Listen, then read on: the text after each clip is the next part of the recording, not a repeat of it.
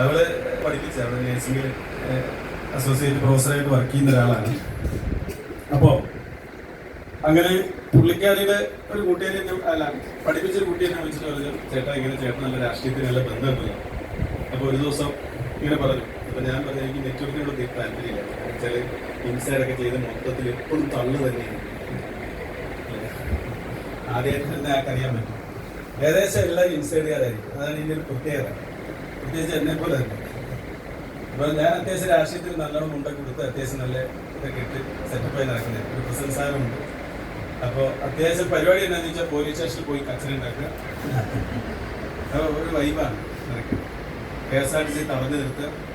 അതുപോലെ എന്ത് ചെയ്യരുത് അതൊക്കെ ചെയ്യാനുള്ളൊരു കൂട്ടായ്മയാണ്. അല്ലെങ്കിൽ രാഷ്ട്രീയം എന്നൊക്കെ പറയുന്നത് പരിധി വരെ അത് കുറേ ധൈര്യം ഉണ്ട്. ആരെങ്കിലൊക്കെ രക്ഷപ്പെടുത്താൻ ഉണ്ടാവും. നമ്മൾ എന്ത് കാണിച്ചാലും എന്ത് ചെയ്യുക, ആരെയും അങ്ങനെ തടഞ്ഞു വെക്കാൻ ഉണ്ടാവില്ല. അപ്പം അങ്ങനെയൊക്കെ നടന്ന സമയത്താണ് ഇങ്ങനെ ഒരു കുട്ടി വിളിച്ചത്. അപ്പോൾ ഇവിടെ വിളിച്ചോട്ട് ഇങ്ങനെ പറഞ്ഞിട്ട് ഞാൻ പറഞ്ഞു എനിക്ക് താല്പര്യം, നീ വിളിച്ചത്. അപ്പോൾ അവിടെ പറഞ്ഞ് ഞാൻ ജോലിക്ക് ഉണ്ട്. അപ്പോൾ ഞാൻ പറഞ്ഞു എനിക്ക് താല്പര്യമില്ല. അങ്ങനെ കഴിഞ്ഞു. അപ്പോൾ കുറച്ച് കഴിഞ്ഞപ്പോൾ അവർ വൈകിട്ടായി വിളി. ഞാൻ ഈ ഫോൺ എടുക്കാണ്ടായി. എന്നെ വിളിക്കാൻ തുടങ്ങിയപ്പോൾ ഞാൻ എടുക്കാണ്ടായി അല്ലേ. ഇപ്പോൾ പല ആളുകൾ അങ്ങനെയല്ലേ അല്ലേ. ഇവിടെ വന്ന് നിങ്ങളുടെ ലീഡർമാരെ വിളിച്ചിട്ട് ഫോൺ എടുക്കാൻ സഹി കെട്ട് വന്ന ആളുകളുണ്ടെന്ന്. ഒന്നും ചേച്ചി വന്നിട്ട് പോയിക്കോ, വന്നിട്ട് കുഴപ്പമില്ലെങ്കിൽ ഇരുന്നാൽ മതി, ഇനി വരുവോ വേണ്ടെന്ന് പറഞ്ഞിട്ടുണ്ടാവും. അങ്ങനെ അപ്പം അതേപോലെ നിർബന്ധിച്ച് എന്ത് ചെയ്തു, ആ കൊച്ചിങ്ങനെ വിളിച്ചോണ്ടിരിക്കുക. അപ്പം ഞാൻ വേണ്ടെന്ന് പറഞ്ഞു. കുറച്ച് കഴിയുമ്പോൾ ആ കൊച്ചിൻ്റെ തൊട്ട് ലീഡർ വിളിക്കാൻ തുടങ്ങി. സെയിൽസ്മാനല്ലോ അങ്ങനെയാണ്. അപ്പം ആൾ വിളിച്ചിട്ട് ചേട്ടൻ ഇങ്ങനെ ബിസിനസ് ചെയ്തുകൂടെ, ചേട്ടൻ്റെ മക്കളൊക്കെ ഇല്ലേ, ചേട്ടൻ ഭാവിയിൽ കാർ എടുക്കണ്ടേ എന്നൊക്കെ ചോദിച്ചു. ഞാൻ എനിക്ക് കാറിന് വേണ്ടൊന്നും ചേച്ചി കാറൊക്കെ എടുത്തോ, നമുക്ക് കുഴപ്പമില്ല എന്നൊക്കെ പറഞ്ഞ് നമ്മളങ്ങനെ ഒതുക്കി നിർത്തി. ഞാൻ പിന്നെ എൻ്റെ നമ്പർ പിന്നെ അവളുടെ അടുത്ത് മേടിച്ചു. എന്നെ വിളി തുടങ്ങി. ഞാൻ അതും ബ്ലോക്ക് ചെയ്തു. ലാസ്റ്റ് ബ്ലോക്ക് ചെയ്തു. കാരണം അത്യാവശ്യം രാഷ്ട്രീയത്തിൽ തിരക്കുള്ള സമയത്തൊക്കെ വിളിക്കുമ്പോൾ നമുക്ക് പ്രയാസമാണ്. അത് കഴിഞ്ഞിട്ട് ഞാൻ അവരോട് ഒരു ദിവസം വൈകുന്നേരം ആയപ്പോൾ ഇവിടെ 8 മണിക്ക് വീട്ടിൽ വന്നപ്പോൾ ഞാൻ വീട്ടിലുണ്ട്. അപ്പോൾ വേഗം അവളുടെ മൊബൈൽ വിളിച്ചിട്ട് ചേട്ടന് കൊടുക്കാൻ പറഞ്ഞു. അങ്ങനെ കൊടുത്തു. ഞാൻ പറഞ്ഞിട്ട് മോളെ ഞാൻ പഠിക്കട്ടെ, ഞാൻ ഇതിനെക്കുറിച്ച് പഠിച്ചിട്ട് ചെയ്യാന്ന് പറഞ്ഞു. ഇല്ല എങ്ങനെയല്ലേ പറയാറില്ലേ അല്ലേ. ഇത് ചേർന്നവരൊക്കെ ആരെങ്കിലും വന്നിട്ടില്ല എങ്ങനെ അടുത്ത്. അപ്പൊ നിങ്ങൾ പറഞ്ഞിട്ട് പഠിക്കട്ടെ, നോക്കട്ടെ, ചേട്ടനോട് ചോദിക്കട്ടെ, അല്ലെ മോൻ വന്നിട്ടില്ല മോനോട് ചോദിക്കട്ടെ, അല്ലെ ചേട്ടൻ ഗൾഫിലാണ്, ഗൾഫിൽ നിന്ന് രാത്രി വിളിക്കുള്ളൂ, വിളിച്ചിട്ട് പറയാം, അങ്ങനെയൊക്കെയല്ലേ പറയാറില്ല. അങ്ങനെ ഞാനും പറഞ്ഞ് ഒഴിവായി. അങ്ങനെ പുള്ളിക്കാരി പിറ്റേ ദിവസം വിളിച്ചിട്ട് പറഞ്ഞ് നിങ്ങൾ ആ കൊച്ചിന് ചേരുന്നുണ്ടേ ഉണ്ടെന്ന് പറയാം, ഇല്ലെങ്കിൽ ഇല്ലെന്ന് പറയാം. ഞാൻ ഇന്നലെ പറഞ്ഞല്ലേ, എന്നാലും അവൾ അത്ര വിളിച്ച് പറഞ്ഞല്ലേ, എന്തെങ്കിലും സാധനം എടുത്താൽ മതി, അരി സാധനമൊക്കെ ഉണ്ടെന്ന് പറഞ്ഞ്. ഞാൻ പറഞ്ഞു അരി സാധനമൊക്കെ ഉണ്ട്, നോക്കാം, അവൾക്ക് എന്തെങ്കിലും കിട്ടുവാണെങ്കിൽ കിട്ടിക്കോട്ടെ. എൻ്റെ കല്യാണത്തിനൊക്കെ വന്നതാണ്. അപ്പൊ ഈ കോട്ടൊക്കെ ഇതിന് മുമ്പ് വേറൊരു കോട്ട കല്യാണത്തിന് കോട്ടിട്ടാണ് ഇത്ര നാൾ നടന്നത്. SDM ആയപ്പോഴാണ്. കാരണം ആ കോട്ട് കൊണ്ട് വേറെ പടിയൊന്നുമില്ല. ആ കല്യാണം കഴിഞ്ഞ് പെട്ടി കൊണ്ട് വെച്ചല്ലാണ്ട് പിന്നെ ഇട്ടുകൊണ്ട് നടന്ന ആളുകളൊക്കെ ഈ പറയൂലേ, പ്രത്യേകിച്ച് രാഷ്ട്രീയക്കാരനാകുമ്പോൾ. അപ്പൊ ഫിജി കാട്ടി വന്നപ്പോൾ അങ്ങനെ ഒരു ഗുണം കിട്ടി. അങ്ങനെ ലാസ്റ്റ് എന്ത് ചെയ്തു, ഫിജി കാട്ടിൽ ID വെക്കാൻ തീരുമാനിച്ച എങ്ങനെയെന്ന് വെച്ചാൽ ഞാൻ ആ ടീമിൻ്റെ കൂടെ ചേർന്നില്ല. അവരുടെ ലീഡറൊക്കെ നോക്കുമ്പോൾ എല്ലാം കുട്ടികളെ പോലെ എനിക്ക് തോന്നി. ഞാൻ അവരോട് ചോദിച്ചു വയനാട്ടിലാണ് ഞാനുള്ളത്, വരുമോ നിങ്ങൾ? അപ്പോൾ പറഞ്ഞു ചേട്ടനൊക്കെ ലീവിനൊക്കെ വരുമ്പോൾ നോക്കാം, ഞങ്ങൾ അങ്ങനെ ഒന്നും പോയിട്ടില്ല, ഓൺലൈൻ ഞാൻ പറഞ്ഞു ഓൺലൈൻ ഈ കച്ചവടം നടക്കില്ല, അത്യാവശ്യം നമ്മൾ ഫീൽഡിലേക്ക് ഇറങ്ങണ്ടേ. അപ്പോൾ ആള് പറഞ്ഞ് ഞാൻ നോക്കി വൈഫിൻ്റെ തന്നെ വേറൊരു കൂട്ടുകാരി എഴുതിയില്ലാത്ത ഓളെ വിളിച്ചു. അപ്പോൾ ഞങ്ങൾ കേരളത്തിൻ്റെ എല്ലാ ജില്ലയിലും പോകുന്നുണ്ട്. ഞാൻ ചോദിച്ചു നിങ്ങളുടെ സാറിന് എന്ത് വരുമാനമുണ്ട്? അപ്പോൾ സാറ് 11ാമത്തെ റാങ്കിലാണ്, ലക്ഷങ്ങൾ വരുമാനം മേടിക്കുന്നുണ്ട്. ഞാൻ പറഞ്ഞു തള്ളി മറിക്കും. അപ്പോൾ ഞാൻ പറഞ്ഞു നിങ്ങൾക്ക് എപ്പോഴെങ്കിലും സമയം കിട്ടുവാണെങ്കിൽ വയനാട്ടിലേക്ക് വരാൻ പറഞ്ഞു. അങ്ങനെ അവർ കാറ് കൊടുത്ത് പറഞ്ഞു വന്നു. ഇന്ന് വൈകുന്നേരം പറയുന്നു നാളെ രാവിലെ അവർ സംഭവ സ്ഥലത്തെത്തി. ഞാൻ പറഞ്ഞു ഇത്ര പെട്ടെന്ന് വരണമെന്നില്ല, കുറച്ച് കഴിഞ്ഞാലും കുഴപ്പമില്ല സാറേ, ഞങ്ങൾ ഫ്രീ ആണെന്ന് പറഞ്ഞു വന്നു. അങ്ങനെ കാറിൻ്റെ ഉള്ളിൽ ഇരുത്തി ഒരു മരത്തിൻ്റെ വീട്ടിൽ കൊണ്ടിട്ടിട്ട പുള്ളി നല്ല കാറൊക്കെ ആയിരുന്നു, അതിൽ കൊണ്ടേ ഇരുത്തി ഈ കാര്യങ്ങളൊക്കെ പറഞ്ഞു. അപ്പോൾ ആദ്യമൊക്കെ എനിക്ക് വലിയ കുഴപ്പമില്ലായിരുന്നു അല്ലേ. ഒരു പോയിന്റ് മാച്ച് ചെയ്താൽ 20 രൂപ, ഒരാൾ സോപ്പ് എടുത്തു, ഒരാൾ പേസ്റ്റ് എടുത്തു, 20 രൂപ കിട്ടും. പിന്നെ ഒരാളെ ചേർത്തു, ഇവിടെ ഒരാളെ ചേർത്തു, നമുക്ക് 100 പോയിന്റ് എടുക്കുവാണെങ്കിൽ 2000 രൂപ. ഇതൊക്കെ പറഞ്ഞപ്പോൾ കുഴപ്പമില്ല. പിന്നെ അങ്ങ് പോയപ്പോൾ പിന്നെ 5 ലക്ഷം വരെ കുഴപ്പമില്ലായിരുന്നു. നിങ്ങൾ പ്ലാൻ കേട്ടില്ലേ. അത് കഴിഞ്ഞ് പിന്നെ കുറച്ചും കൂടി അങ്ങ് പറഞ്ഞു 10 രാജ്യങ്ങളിൽ ടൂറ്. ഇപ്പം ഞാൻ പറഞ്ഞു ഏതാണ്ട് MLM തള്ളു തുടങ്ങിയിട്ടുണ്ട്. പിന്നെ 50 ലക്ഷം, പിന്നെ 1 കോടി. അപ്പോഴത്തേക്ക് ഞാൻ വിചാരിച്ചു കുഴപ്പമില്ല, അതിൽ വന്നതല്ലേ, പ്ലാൻ പറഞ്ഞിട്ട് പോയിക്കോട്ടെ. പിന്നെ ഇതൊക്കെ പറഞ്ഞ പുള്ളി ഞാൻ മൈൻഡ് ചെയ്യില്ലെന്ന് കണ്ടപ്പോൾ പുള്ളീൻ്റെ മൊബൈൽ എടുത്തു, അതിൻ്റെ മെസ്സേജ് എടുത്തു. ആ മെസ്സേജ് എടുത്തിട്ട് എന്നെ കാണിച്ചു തന്നു പുള്ളിക്ക് വന്ന പൈസേൻ്റെയാണ്. അപ്പോൾ പുള്ളിക്ക് ഏകദേശം 1500 പോയിന്റ് മാച്ചിങ് ഉണ്ട്, 30,000 രൂപയുണ്ട്.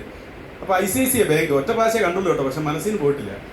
ICICI bank. പെട്ടെന്ന് ഇങ്ങനെ സ്ക്രോൾ ചെയ്തപ്പോൾ 1-ാം തീയതി തൊട്ട് 30-ാം തീയതി വരെ 28,500 ക്രെഡിറ്റ് ആയിട്ടുണ്ട്. അപ്പം ഞാൻ വിചാരിച്ചത് അപ്പോഴാണ് എനിക്ക് സ്ട്രൈക്ക് ചെയ്തത്. കാരണം എന്നെ ചേർക്കാൻ വേണ്ടി ഒരു ICICI ബാങ്ക് എന്ത് ചെയ്യല, ഇയാൾക്ക് മെസ്സേജ് അയക്കുമല്ലോ, ബാക്കിയൊക്കെ തള്ളാന്ന് വിചാരിച്ചോ. അപ്പം ഞാൻ അത് കഴിയുമ്പോൾ ചോദിച്ചു സാറിന് എങ്ങനെ ഇത്രമാത്രം വരുമാനം കിട്ടുന്നേ? സാർ അത്രമാത്രം കണ്ടിട്ട് അത്ര വലിയ കഴിവൊന്നും തോന്നിയില്ല, എന്നേക്കാളും പ്രായം കുറവാണ്, 34 വയസ്സേ ഉള്ളൂ. അപ്പം അപ്പം പറഞ്ഞാൽ എനിക്ക് എല്ലാ ജില്ലയിലും ടീമുണ്ട്. അപ്പം ഒരു ജില്ലയിൽ നിന്ന് ഒരാൾ ജോയിൻ ചെയ്താൽ തന്നെ എന്ത് ചെയ്യും, എനിക്ക് ഡെയിലി ഈ 30,000 രൂപ കിട്ടും. അപ്പോൾ എല്ലാ ജില്ലയിലും ഏകദേശം 10-50 ആളൊക്കെ എൻ്റെ ടീമിലുണ്ട് എന്നൊക്കെ പറഞ്ഞപ്പോൾ അപ്പോൾ ഞാൻ വിചാരിച്ചു കുഴപ്പമില്ലല്ലോ. അപ്പോൾ പറഞ്ഞ് വയനാട്ടിലൊരു ടീമിനെ നോക്കുന്നുണ്ട്, സാറ് നിൽക്കുകയാണ്, ഞാനും കൂടി സപ്പോർട്ട് ചെയ്യുക, പെട്ടെന്ന് തന്നെ ഒരു ടീം സെറ്റപ്പ് ആക്കാം, എനിക്ക് വേറെ ടീമുണ്ട്, എന്നാലും സാറിനെ ഒക്കെ സെറ്റാക്കാം, സാറിന് നമുക്ക് ഭയങ്കര ഇതല്ലേ, കുറേ ബന്ധങ്ങളൊക്കെ ഉണ്ടല്ലോ എന്നൊക്കെ പൊക്കിയൊക്കെ വെച്ചു. ഞാൻ പറഞ്ഞു നോക്കാം സാറേ, അപ്പോൾ എപ്പോഴത്തേക്ക് ചേരുമെന്ന് പറഞ്ഞു. ഞാൻ പറഞ്ഞു പറയാം എന്ന് പറഞ്ഞ് പോയി എൻ്റെ അഡ്രസ്സൊക്കെ മേടിച്ചിട്ട് പോയി. പിന്നെ ഈ മേഡത്തിൻ്റെ വിളി രാവിലെ ഉച്ചയ്ക്ക് വൈകിട്ട് ഒരു രക്ഷയില്ല. എന്താ ചേരാതെന്ന് ചോദിച്ചാൽ കയ്യിൽ പൈസ ഇല്ല. സത്യത്തിൽ പെണ്ണുങ്ങളെ കെട്ടുതാലി വരെ പണയപ്പെടുത്തി. കാരണം വെച്ചാൽ രാഷ്ട്രീയത്തിൽ നടക്കുമ്പോൾ ഒന്നും കിട്ടില്ല, എനിക്ക് പിരിക്കാനും അറിയത്തില്ല. എന്നെ എല്ലാവരും നന്നായിട്ട് ഉപയോഗിക്കുമ്പോൾ ഉച്ചയ്ക്ക് ചായ, രാവിലെ ഇത്, പിന്നെ എവിടെയും വണ്ടി വിളിച്ച് പരിപാടിക്ക് പോയാൽ വന്ന് വണ്ടിക്കൂലി അടക്കം എല്ലാം കൂടെ കൊടുക്കും. അവൾ പണിയെടുക്കുന്ന പൈസ അവളുടെ സ്വർണ്ണം എല്ലാം കൊണ്ട് പണയം വെച്ച് ഒന്നുമില്ല. അപ്പം ഞാൻ പറഞ്ഞു, വൈകുന്നേരം വന്നപ്പോൾ ഞാൻ പറഞ്ഞു പരിപാടി കുഴപ്പമില്ല, പക്ഷെ പൈസ വേണം, 25,000 രൂപ വേണം. അപ്പോൾ അവൾ പറഞ്ഞ് അത് എവിടുന്നെങ്കിലും ഉണ്ടാക്കണം, നിങ്ങൾ എവിടെ നിന്ന് തിരിക്കും. ഞാൻ പറഞ്ഞു എവിടെ നിന്ന് ഇരിക്കുക, മൊത്തം തിരിഞ്ഞാൽ കിടക്കുന്നത്. ഒരു കാരണവശാലും തിരിയില്ല. അവളുടെ കയ്യിലാണ് പണയം വെക്കാനൊരു ഒന്നുമില്ല. പിന്നെ ആരോട് ചോദിക്കാൻ ഞാൻ പറഞ്ഞു, എൻ്റെ വീട്ടുകാരും ഞാൻ ചോദിക്കില്ല 10 പൈസ, കാരണം നമ്മൾ അഭിമാനികളാണല്ലോ. ഞാൻ പറഞ്ഞു അങ്ങനെ ചോദിച്ചിട്ടൊന്നും വേണ്ട, നമുക്ക് പൈസ കിട്ടുമ്പോൾ ചേരാന്ന് പറഞ്ഞു. അങ്ങനെ അന്ന് കഴിഞ്ഞ് പിറ്റേ ദിവസമായപ്പോൾ പുള്ളിക്കാരി എന്ത് ചെയ്തു, കൂട്ടുകാരിൻ്റെ അന്ന് പൈസ തിരിച്ചു. അവളുടെ കൂട്ടുകാരി ഗൾഫിലുണ്ടായിരുന്നു. അപ്പോൾ അവളെ വിളിച്ചിട്ട് പറഞ്ഞു ഞങ്ങളൊരു ചെറിയ ബിസിനസ് തുടങ്ങാൻ വേണ്ടിയിട്ടാണ്, ഒരു 50,000 രൂപ ഇടാൻ പറഞ്ഞു. അവൾ വേഗം അപ്പം തന്നെ ഗൂഗിൾ പേ ചെയ്ത് കൊടുത്തു. അപ്പം എന്നോട് പറഞ്ഞു വേഗം എടുത്ത് ID വെച്ചോളാൻ പറഞ്ഞു. ഞാൻ പറഞ്ഞു ഈ പൈസ തിരിച്ചു കൊടുക്കണ്ടേ, നീ എന്ത് കണ്ടിട്ട് എന്ത് ചെയ്യുന്നത്, ഞാൻ രാഷ്ട്രീയത്തിൽ പോകുമ്പോൾ നിങ്ങൾക്ക് ഇതൊന്നും നടക്കൂല എന്ന് പറഞ്ഞു. സത്യത്തിൽ എന്ത് ചെയ്തു, അങ്ങനെ ID വെച്ചു. ID വെച്ചിട്ട് ഞാൻ പോയി പ്രൊഡക്റ്റ് ഒക്കെ എടുത്തിട്ട് വന്നു. അത് കുറേ ദൂരെയാണ് പ്രൊഡക്റ്റ്, ഇപ്പോൾ നിങ്ങൾ കണ്ണൂരിൽ നിന്ന് വരുന്ന പോലെ കുറച്ച് ദൂരെ പോയിട്ട് വേണം. അന്ന് വരീസാനൊക്കെ ഉണ്ട്. അങ്ങനെ ഞാൻ കഷ്ടപ്പെട്ട് അത് ഉച്ചയ്ക്ക് ഭക്ഷണം കഴിച്ചിട്ട് ഇത് കൊണ്ട് കുടഞ്ഞിട്ടു. കാരണം ഇത് കാണാനുള്ള ഒരു ആകാംക്ഷയില്ല, ഈ പൈസ എല്ലാം കൊടുത്തതല്ലേ. അങ്ങനെ ഇത് കുടഞ്ഞിട്ടപ്പോൾ ഉണ്ട് അതിനകത്തൊരു ചോക്ലേറ്റ് ചാടി വരുന്നു. പഴയ ആളുകളുണ്ട് അവിടെ ചേർന്ന്, ഉണ്ട് ചോക്ലേറ്റ് കഴിച്ചവരുണ്ടല്ലേ. അപ്പൊ ഞാൻ പറഞ്ഞിട്ട് ഈ ബോച്ച് ആള് ചില്ലറക്കാരനല്ല, ചോക്ലേറ്റ് വരെ വെച്ചിട്ടാണ്, അരി സാധനം മാത്രമല്ല, അന്ന് 10 കിലോ അരിയൊക്കെ ഉണ്ടായിരുന്നു പാക്കറ്റ് അല്ലേ. അപ്പൊ അങ്ങനെ അത് ചാടി വന്നപ്പോൾ ഞാൻ എടുത്ത് കഴിച്ചപ്പോഴത്തേക്ക് ഭയങ്കര കമർപ്പ്. അപ്പൊ ഞാൻ മുട്ടായിലേക്ക് നോക്കി, പിന്നെ അതിന്റെ വിലയിലേക്ക് നോക്കുമ്പോൾ 500 രൂപ. ഞാൻ പറഞ്ഞു ഈ പരിപാടി ഇവിടെ നിർത്തിക്കും, ഇതിനോട് ഞാൻ അന്നേ പറഞ്ഞ ഈ പരിപാടി വേണ്ടെന്ന്. അരി മേടിക്കാൻ പൈസ ഇല്ലാത്തപ്പോൾ 500 രൂപ തന്നെ മുട്ടായി, അത് ഒരെണ്ണമല്ല 4 എണ്ണം, 2000 രൂപ. അപ്പൊ പുള്ളിക്കാരി പറഞ്ഞിട്ട് ഞാൻ ചേർന്നുകൊണ്ട് ഇത് എങ്ങനെയെങ്കിലും എന്നെ ഒന്ന് സോൾവ് ചെയ്യണ്ടേ. അപ്പോൾ പുള്ളിക്കാരി വേഗം മൊബൈലിലെടുത്തു സ്പൈറലീന എന്ന് പറഞ്ഞ് അടിച്ചു കൊടുത്തു. അപ്പോൾ എന്നോട് പോയി പറഞ്ഞു ഇതുണ്ടോ ഈ മുട്ടായിക്ക് 750 രൂപ വിലയുണ്ട്, 800 രൂപ വിലയുണ്ടെന്നൊക്കെ പറഞ്ഞ് പല കമ്പനിയുടെ സാധനം എടുത്ത് കാണിച്ചു. ഞാൻ പറഞ്ഞു എന്ത് വേണേലും നിർത്തിക്കുക ഇവിടെ പരിപാടി, ഈ പരിപാടി വേണ്ട, ഏതായാലും മുടക്കി പൈസ കിട്ടിയില്ല, നീ കുറച്ച് ജ്യൂസൊക്കെ കിട്ടിയില്ല കുടിച്ചോ. ഞാൻ പറഞ്ഞു എനിക്ക് വേണ്ട, ഞാൻ നിർത്തി എന്ന് പറഞ്ഞ് നിർത്തി. അങ്ങനെ ഞാനന്ന് പോയി പരിപാടിക്ക് പോയി. വൈകുന്നേരം വന്നപ്പോൾ ഇവള് മീൻകറി വെച്ചു. എന്നിട്ട് എന്നോട് ചോദിച്ചു എങ്ങനെയുണ്ടെന്ന് ചോദിച്ചു. നമ്മൾ നന്നായിട്ടുണ്ട്. എന്നാ നിങ്ങൾ കൊടുന്ന ബോച്ചേൻ്റെ മറ്റേ മസാലപ്പൊടി തന്നു. എന്നാൽ ഞാൻ ഇച്ചിരി ഒഴിച്ച്, ഇതൊക്കെ യാഥാർത്ഥ്യമായിട്ടോ കഥയല്ല, നിങ്ങളുടെയൊക്കെ വീട്ടിലുണ്ടാകാൻ സാധ്യതയുള്ളതാണ്. അങ്ങനെ ഞാൻ കറി കൂട്ടിയപ്പോൾ ഞാൻ പറഞ്ഞു കുഴപ്പമില്ല, നല്ല സാധനമാണ്, എന്തായാലും പൈസ മേടിച്ചിട്ടുണ്ടെങ്കിൽ എന്ത് ചെയ്യും, നല്ല സാധനം തന്നല്ലോ. എനിക്ക് നല്ല സാധനത്തോട് എപ്പോഴും ഭയങ്കര തൃപ്തിയുള്ള ഒരാളാണ്. അങ്ങനെ രാവിലെ എണീറ്റ് പുട്ടുണ്ടാക്കി, പുട്ടുപൊടി ഉണ്ടല്ലോ എൻ്റെ പുട്ടുണ്ടാക്കി തള്ളിയിട്ടപ്പോൾ അതും എടുത്ത് വായി വെച്ചപ്പോൾ നല്ല രസം. അതുവരെ നമ്മൾ കടയിൽ നിന്ന് മേടിക്കുന്ന മറ്റ് പൊട്ടുപൊടി പോലെയല്ല, ഭയങ്കര സോഫ്റ്റ് ആണ്, ഭയങ്കര ടേസ്റ്റിയാണ്. അപ്പം ഞാൻ പറഞ്ഞു ഈ പരിപാടി കുഴപ്പമില്ല. പിന്നെ ഉച്ചയ്ക്ക് എന്ത് ചെയ്തു, വേറെ സാധനം ചോറ് വെച്ചു. ചോറ് വെച്ചപ്പോൾ ഉണ്ടമുട്ടയാണ് റൈസ്, അത് അതിനേക്കാളും ടേസ്റ്റ്. അപ്പം ഞാൻ പറഞ്ഞു പരിപാടി കുഴപ്പമില്ല, ഇത് കൊണ്ട് ഒരാളെ ഏൽപ്പിച്ച് കഴിഞ്ഞാൽ നാളെ കുറ്റം പറയില്ല ഇത്. അപ്പം അതുകൊണ്ട് എന്താ ചെയ്യാം, ഞാനൊന്ന് പറയാം. അപ്പം നിങ്ങൾ അവരോടൊക്കെ പറയും ഈ പൈസ തിരിച്ചു കൊടുക്കട്ടെ. ഇവർക്ക് ഒരു പ്രശ്നം വെച്ചാൽ കൂട്ടുകാരി വിളിക്കും പൈസ തിരിച്ചു കൊടുക്കണം. ഞാൻ ഇറങ്ങിയാൽ എന്തെങ്കിലും നടക്കും നമുക്ക്, എന്നെ അത്രയും വിശ്വാസമാണ്, അതുകൊണ്ടാണല്ലോ കൂടെ പോകുന്നില്ലേ. പകുതി പ്രേമവും പകുതി അറേഞ്ച്മെന്റ്സ് കേട്ടാ വന്നത്. അപ്പൊ ഞാനിങ്ങനെ ഈ രാശിയും കൊണ്ട് രാവിലെ പോയാൽ വൈകുന്നേരം വരുന്നതുകൊണ്ട് അവർക്കൊന്നും മെച്ചയില്ലല്ലോ. ഇപ്പൊ എങ്ങനെയെങ്കിലും ഈ കച്ചവടത്തിൽ തള്ളിയിട്ടാൽ എന്ത് ചെയ്യും, എങ്ങനെയെങ്കിലും നീ ചില്ലറ പൈസ ഒക്കൂലോ എന്നുള്ള കാഴ്ചപ്പാടിലിരുന്നേ. അപ്പൊ എന്നോട് നിങ്ങൾ ആരോടെങ്കിലും പോയി കാണുക, അവരിവരൊക്കെ പോയി കാണാൻ പറഞ്ഞു. അങ്ങനെ ഞാൻ നിങ്ങളിപ്പോൾ ചെയ്ത പോലെ എന്നെ ചെയ്തു. എന്താ ചെയ്തെന്ന് അറിയുമോ, ആദ്യം തന്നെ ഫോൺ എടുത്തു. എൻ്റെ കയ്യിൽ 2000 നമ്പർ ഉണ്ട്, പാർട്ടിക്കാരനാകുമ്പോൾ നമ്പറിന് ഒരു കുറവില്ലല്ലോ. ആദ്യം എൻ്റെ ഇവിടെയുള്ള യൂത്തിൻ്റെ പ്രസിഡന്റിനെ വിളിച്ചു. കാരണം അവൻ വന്നു കഴിഞ്ഞാൽ പിന്നെ യൂത്ത് മൊത്തം എൻ്റെ കൂടെ വരുമെന്നൊരു പ്രതീക്ഷയാണ്. അപ്പൊ അവനെ വിളിച്ചപ്പോ ഹലോ എന്താ, കാരണം ഒരു നിങ്ങളെടുക്കും, കാരണം ലീഡർ ആകുമ്പോൾ അങ്ങനെയാണല്ലോ, കാരണം അവർക്ക് എന്തെങ്കിലും സീറ്റ് വേണമെങ്കിൽ നമ്മൾ പറയണല്ലോ. എടുത്ത പാടെ ഞാൻ പറയണ ഇങ്ങനെ ഫിജി കാട്ട് എന്ന് പറഞ്ഞൊരു സാധനത്തിൽ ചേർന്നിട്ടുണ്ട്, അപ്പൊ നീ എൻ്റെ കൂടെ നിൽക്കണം, നമുക്ക് ഒന്നും ചെയ്യാന്ന് പറഞ്ഞു. അപ്പൊ ചോദിച്ചു എന്റെ ചേട്ടൻ ഇപ്പോഴാണ് അറിയുന്നത്, ഇതൊക്കെ എന്നേ വന്നു പോയി 2 വർഷം മുമ്പ് ഇവിടെയൊക്കെ ആൾക്കാർ ഒന്നും കിട്ടാണ്ട് തീർന്ന സാധനമാണ്. ചേട്ടൻ ആരെ ചേട്ടാ ഈ പറ്റിച്ചെന്ന് ചോദിച്ചു. ചേട്ടാ ഞാൻ ഭയങ്കര തിരക്കാണ്, ഫോൺ വെച്ചോളം പറഞ്ഞത്. അപ്പൊ നമ്മൾ ഈ ഇല്ലാത്ത പൈസ മുടക്കിയിട്ട് ഈ ഐഡിയ അടിച്ചിട്ട് വന്നിട്ട് തലക്കിട്ട് ചിറ്റിക വെച്ച് അടിച്ച പോലെ ആയിരിക്കും. എനിക്ക് പെട്ടെന്ന് ഈ പ്രതികരണം കേട്ടപ്പോൾ ചിരി അമ്മച്ചവരൊക്കെ ചിരിയൊക്കെ ഒരുപാട് കേട്ടെന്ന് എനിക്ക് തോന്നുന്നു. ഞാനത് വെച്ചു. പിന്നെ ഞാൻ നോക്കുകൊണ്ട് നമ്മളെപ്പോഴും ഈ ഇതിലുള്ള പഞ്ചായത്ത് മെമ്പറായിട്ടുള്ള ഒരു മേരിമേണുണ്ട്, പുള്ളിക്കാരെ വിളിച്ചു. പുള്ളിക്കാരി പട്ടാളത്തിലൊക്കെ വലിയ ഉയർന്ന റാഗിലൊക്കെ ഇരുന്നിട്ട് തിരിച്ചു വന്നതാണ്. ഞാൻ വിളിച്ചു, ഞാൻ പറഞ്ഞു മേരിമേണ്, ഞാൻ ഡെന്നിസാണ്. ആയിക്കോട്ടെ എന്താ ഞാൻ പറഞ്ഞു ഞാനിങ്ങനെ ഒരു ബിസിനസ് തുടങ്ങാൻ. എങ്ങനെയാണ് ബിസിനസ് തുടങ്ങിയത്? ഞാൻ പറഞ്ഞു ഇങ്ങനെ ഫിജിക്കായിട്ട് ബോച്ചൻ്റെയാണ്. അപ്പോൾ നിനക്ക് ഫോൺ വെച്ചിട്ട് പോകാൻ പറ്റുമോ? ഞങ്ങൾ പട്ടാളത്തിൽ കിടന്ന് കഷ്ടപ്പെട്ട് ബുദ്ധിമുട്ടി ഇവിടെ വന്ന് റെസ്റ്റ് എടുക്കാനിരിക്കുകയാണ്. അപ്പോഴാണ് അവൻ്റെ ബിസിനസ്. ഞാൻ എൻ്റെ കൊച്ച് എന്നെ സ്റ്റെയറിൽ നിന്ന് വീണിട്ട് തല ഒക്കെ മുറിഞ്ഞിരിക്കുകയാണ്. ഞാൻ അതിൻ്റെ ഇടയ്ക്ക് നീ ഫോൺ വെച്ച് എനിക്കത് പിരിവ് വേണേ 500 ഒന്ന് മേടിച്ചോ, പോയിക്കോന്ന് പറഞ്ഞു. അതും തീർന്നു. അതോടുകൂടി സാധാരണ മലയാളിയുടെ സ്വഭാവം ചെയ്തു ഈ പരിപാടി എന്ത് ചെയ്യില്ല, നടക്കില്ല. സത്യമല്ലേ? കാരണം എന്താ, നമ്മൾ പ്രതീക്ഷയുള്ള 2 ആളും വന്നില്ല. പിന്നെ ഞാൻ ചേട്ടന്റെ വീട്ടിൽ പോയി. ഞാൻ പറഞ്ഞു അപ്പൊ എന്നോട് പരിപാടി, ഞാൻ പറഞ്ഞു ഇങ്ങനെ ചെറിയൊരു ബിസിനസ് ഒക്കെ തുടങ്ങി. എന്താ ഫിജി കട്ട്? ചേട്ടന്റെ 3 പെമ്പിള്ളേരെ, എന്റെ പൊന്നെ ഒന്നും പറയണ്ട, ബോച്ച വരുന്നുണ്ടെന്നൊക്കെ പറഞ്ഞ് ഫുള്ള് തള്ളായി. കോടീശ്വരൻ.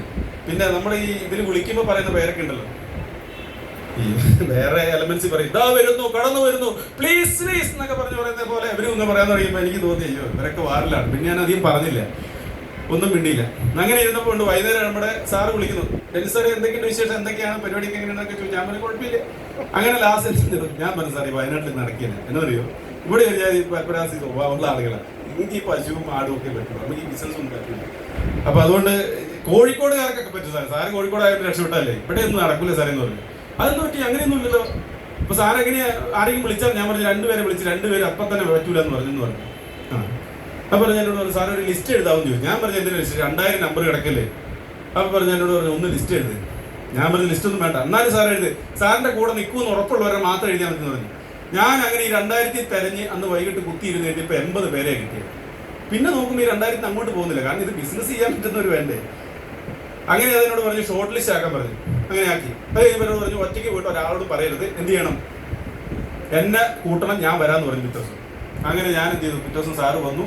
ഞാനൊരു വീട്ടിലേക്ക് വിളിച്ചു കൂട്ടിയപ്പോൾ സാറ് വരാൻ കുറച്ച് ലേറ്റ് ആയി, ചുരം ബ്ലോക്ക് ആയിരുന്നു. അപ്പത്തേക്ക് എല്ലാവരും പറഞ്ഞു അവൻ്റെ ഒരു സോപ്പ് 120 രൂപ പേസ്റ്റിന് വില, സോപ്പിന് 70 രൂപ, 35 രൂപയ്ക്ക് സോപ്പ് കിട്ടൂലേ, പിന്നെ കുറെ ജ്യൂസ്. കാരണം എൻ്റെ ജ്യൂസൊക്കെ ഞാൻ അവിടെ ചെന്ന് പറഞ്ഞു ജ്യൂസ് കുടിച്ചാൽ കിഡ്നി പോകില്ലെന്ന് ആര് പറഞ്ഞു, ഇത് എവിടുന്നാ കൊണ്ടുവന്നേ.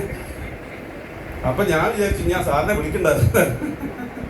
ഈ വിളിച്ച 5-6 പേര് റിങ്ങായി, അയലക്കാരാ. അപ്പൊ ഞാൻ വിചാരിച്ചു ഇനി സാറ് വന്നിട്ട് വല്ല തെറി പറയുമോ. അപ്പൊ ഞാൻ വിചാരിച്ചു എന്തായാലും ഞാൻ സാറിനോട് വിളിച്ചു. ഞാൻ പറഞ്ഞു സാറേ ഇവിടേക്ക് റോങ് ആണ്, ഒരു സൂചന കൊടുത്തപ്പോൾ സാറേ പറഞ്ഞു കുഴപ്പമില്ല, അത് ഞാൻ സംസാരിക്കാൻ പറഞ്ഞു. അങ്ങനെ വന്നു, കയറി ഇരുന്ന് സംസാരിച്ചൊക്കെ കഴിഞ്ഞ് കഴിഞ്ഞപ്പോൾ എല്ലാവരും എന്നോട് ചോദിച്ചു, അതേ ചോദ്യം ചോദിച്ചു, സാറേ ഈ പ്രൊഡക്റ്റ് 35 രൂപയ്ക്ക് പേസ്റ്റ്, കോൾഗേറ്റ് പേസ്റ്റ് കടയിൽ കിട്ടൂലേ, പിന്നെ 120 രൂപയ്ക്ക് ആരാ സാറേ ഇത് മേടിക്കുന്നത്? അപ്പൊ സാറ് ഏതാ പേസ്റ്റ് ഉപയോഗിക്കുന്നത് ചോദിച്ചു. ഞാൻ ഉപയോഗിക്കുന്നത് കോൾഗേറ്റ് ആണ്. സാറിന്റെ വീട്ടിലുള്ളൊരു മോക്ക് പല്ലുവേന ആയതുകൊണ്ട് എന്താണ് സെൻസോഡൈനാണ് ഉപയോഗിക്കുന്നത്. അപ്പൊ സെൻസോഡൈൻ എത്രയുണ്ട് വില? ഏകദേശം 160 രൂപ വിലയുണ്ട്. അതിൻ്റെ ഉള്ളിൽ വളരെ ചെറിയ അക്ഷരത്തിൽ അത് ഉപയോഗിച്ച് കഴിഞ്ഞാൽ ഹാനികരാന്ന് എഴുതി വെച്ചിട്ടുണ്ടോ, ചെറിയ കുട്ടികൾക്ക് കൊടുക്കരുതെന്ന് വരെ എഴുതിയിട്ടുണ്ട്. ആ സാറ് വായിക്കാം, അതൊന്നും ഞാൻ വായിച്ചില്ല. അങ്ങനെയുണ്ടോ? അങ്ങനെയുണ്ട്. ഇത് ഫിജിക്കാണ്ട് പേസ്റ്റ് എങ്ങനെയാണെന്ന് അറിയുമെന്ന് ചോദിച്ചു. ഫിജിക്കാണ്ട് പേസ്റ്റ് എന്ന് പറഞ്ഞാൽ അതിൻ്റെ അകത്ത് ആയുർവേദത്തിൽ ഏറ്റവും ഉയർന്ന മൂല്യമുള്ള ഉൽപ്പന്നങ്ങൾ, അത് വേണമെങ്കിൽ നിങ്ങൾ സൈറ്റിൽ അടിച്ചു നോക്കിയോ, അതെല്ലാം കൂടെ ചേർത്തുണ്ടാക്കുന്ന ഏറ്റവും നല്ല ആയുർവേദത്തിന്റെ ക്വാളിറ്റിയുള്ള സാധനമാണ്, ഇന്റർനാഷണൽ ക്വാളിറ്റിയുള്ള പേസ്റ്റാണ്. അപ്പോൾ ആ കിട്ടുന്ന സാധനം എടുത്തിട്ട് ഇതേപോലെ ഒരു പേസ്റ്റ് ഉണ്ടാക്കാൻ സാറിന് എത്ര വരും ഒന്ന് കണക്ക് കൂട്ടി സാർ പറഞ്ഞാൽ മതി എന്ന് പറഞ്ഞു. അപ്പൊ അതിന് ഇന്ന വിലയാന്നൊക്കെ പറഞ്ഞു. അപ്പൊ പുള്ളി പറഞ്ഞത് ഓക്കെ അത് ശരിയാണ്. അതായത് സാർ ഇട്ട ഷർട്ടിന് എത്രയാന്ന് ചോദിച്ചു. എത്രയായി ഈ സാരിക്ക് എത്ര രൂപ വിലയായി? എത്രയായി വില പറയാൻ പറ്റില്ലേ? ഒരു 1000 രൂപ കണക്ക് കൊടുത്തേ, 1000 പോരല്ലേ? 1000 രൂപ ഇതേ മോഡലുള്ള സാരി എന്ത് ചെയ്യും, മാർക്കറ്റിൽ പോയ 150 രൂപയും കിട്ടൂലേ അല്ലേ? എന്തുകൊണ്ടാണ് വില കൂടിയ സാധനം മേടിക്കും നമ്മള്? വീട് നിൽക്കാൻ ക്വാളിറ്റി ഉള്ളതുകൊണ്ടാണോ അല്ലേ? ഈ ചുരിദാർ 100 കൊടുത്താൽ ഞാൻ ഇപ്പോൾ കണ്ണൂരിൽ നിന്ന് എത്ര ആൾ മേടിച്ചു തരാം, എന്റെ ആളുകൾ മേടിക്കാത്ത എന്തുകൊണ്ടാ? അതിന് ക്വാളിറ്റി ഇല്ല. ക്വാളിറ്റി എന്ന് പറഞ്ഞാൽ എന്താ, നിറം കാണുമ്പോൾ രൂപമല്ല, അതിൻ്റെ അകത്ത് ഉപയോഗിക്കുന്ന നൂല്, അതിലുപയോഗിക്കുന്ന മഷി അല്ലെ, പെയിന്റ്, ഈ രണ്ടുമാണ് അതിന്റെ വില നിർണ്ണയിക്കുന്നത്. അപ്പൊ അത് ഈട് നിൽക്കണേ എന്ത് ചെയ്യണം? ഇപ്പൊ ഞാനും നമ്മുടെ വയനാട് ജില്ലാ കളക്ടറോട് ഒന്നിച്ചെന്ന് ആർക്കാ പവർ? അയാൾ കളക്ടർ. സത്യമല്ലേ? രണ്ടും വ്യക്തികളാണ്, കൈയും കാലൊക്കെ ഒരേപോലെയാണ്, പക്ഷെ മൂല്യത്തിൽ എന്ത് ചെയ്തു വ്യത്യാസമുണ്ട് ഇല്ലേ? സത്യമല്ലേ? അല്ലേ? അപ്പൊ അതേപോലെ തന്നെയാണ് നമ്മുടെ ഈ ഉൽപ്പന്നത്തിന്റെ ഇത്. അതിന്റെ ഉള്ളിൽ അടങ്ങിയിരിക്കുന്ന കണ്ടന്റ് ആണ് അതിന്റെ വില നിശ്ചയിക്കുന്നത്. അപ്പൊ അങ്ങനെയുണ്ടെങ്കിൽ കണ്ടന്റ് കൂടുതൽ വില കൊടുക്കുന്നതിന് കുഴപ്പമുണ്ടോ? ഇല്ല. നമ്മുടെ ശരീരം നല്ല ശരീരമല്ലേ, നമ്മൾ സ്വന്തം ഇഷ്ടപ്പെടണം. ഞാൻ ഈ കോലത്തിലൊക്കെ ഇറങ്ങിയെന്നുകൊണ്ട് പറയും, എനിക്ക് എന്നെ ഇഷ്ടമാണ്. എന്റെ മുടി പോയി പഞ്ചായത്ത് ഞാൻ മുടി വെച്ചാ പോയത്. ആദ്യത്തെ മീറ്റിംഗ് തന്നെ പറഞ്ഞു, ഈ കോലം കെട്ടിട്ട് ഇങ്ങോട്ട് വരാൻ പറ്റൂല, മര്യാദയ്ക്ക് വെട്ടിട്ട് വന്നോളാൻ പറഞ്ഞു. ലാസ്റ്റ് ഞാൻ മുടി വെട്ടാൻ പോയപ്പോ ഹിന്ദിക്കാരൻ്റെ അടുത്താ പോയി. അവൻ ഞാൻ പറഞ്ഞ മനസ്സിലായില്ല. ലാസ്റ്റ് അവൻ പോയിട്ട് എന്ത് ചെയ്തു, ഞാൻ പറഞ്ഞത് കട്ട് ചെയ്യാൻ പറഞ്ഞു. ലാസ്റ്റ് പുള്ളി ഓണറെ വിളിച്ചിട്ട് വന്നു. കാരണം ഇത്രയും വലിയ മുടി വെട്ടിക്കളയാന്ന് പറഞ്ഞാല് അവനോർത്ത് വേറെ ഞാൻ പറഞ്ഞിട്ട് മനസ്സിലാകത്തയാണ്. ലാസ്റ്റ് അത് വെട്ടിച്ചു. എന്നിട്ട് എന്നെ എന്ത് ചെയ്തു, കുപ്പായത്തിനുള്ളിലാക്കി, പഴയ കുപ്പായം. ഏകദേശം 16,000 രൂപേന്റെ പാന്റും മുണ്ട് ഷർട്ടും മേടിച്ചു. എന്നിട്ട് അത് വിട്ട് നടന്നു. ആൾക്കാർ 2 പേരാണ് എനിക്ക് വോട്ട് ചെയ്യാന്ന് പറഞ്ഞത്. ആ 2 പേര് വെള്ളടിക്കുന്നവരെ. അവർ പറഞ്ഞില്ല എനിക്ക് വോട്ട് ചെയ്യില്ല, ഓപ്പോസിറ്റ് സ്ഥാനാർത്ഥി ചെയ്യുള്ളൂ. ബാക്കി മുഴുവൻ ആളും പറഞ്ഞു സെറ്റ് ചെയ്യാം, ശരിയാക്കി തരാമെന്നാണ് പറഞ്ഞത്.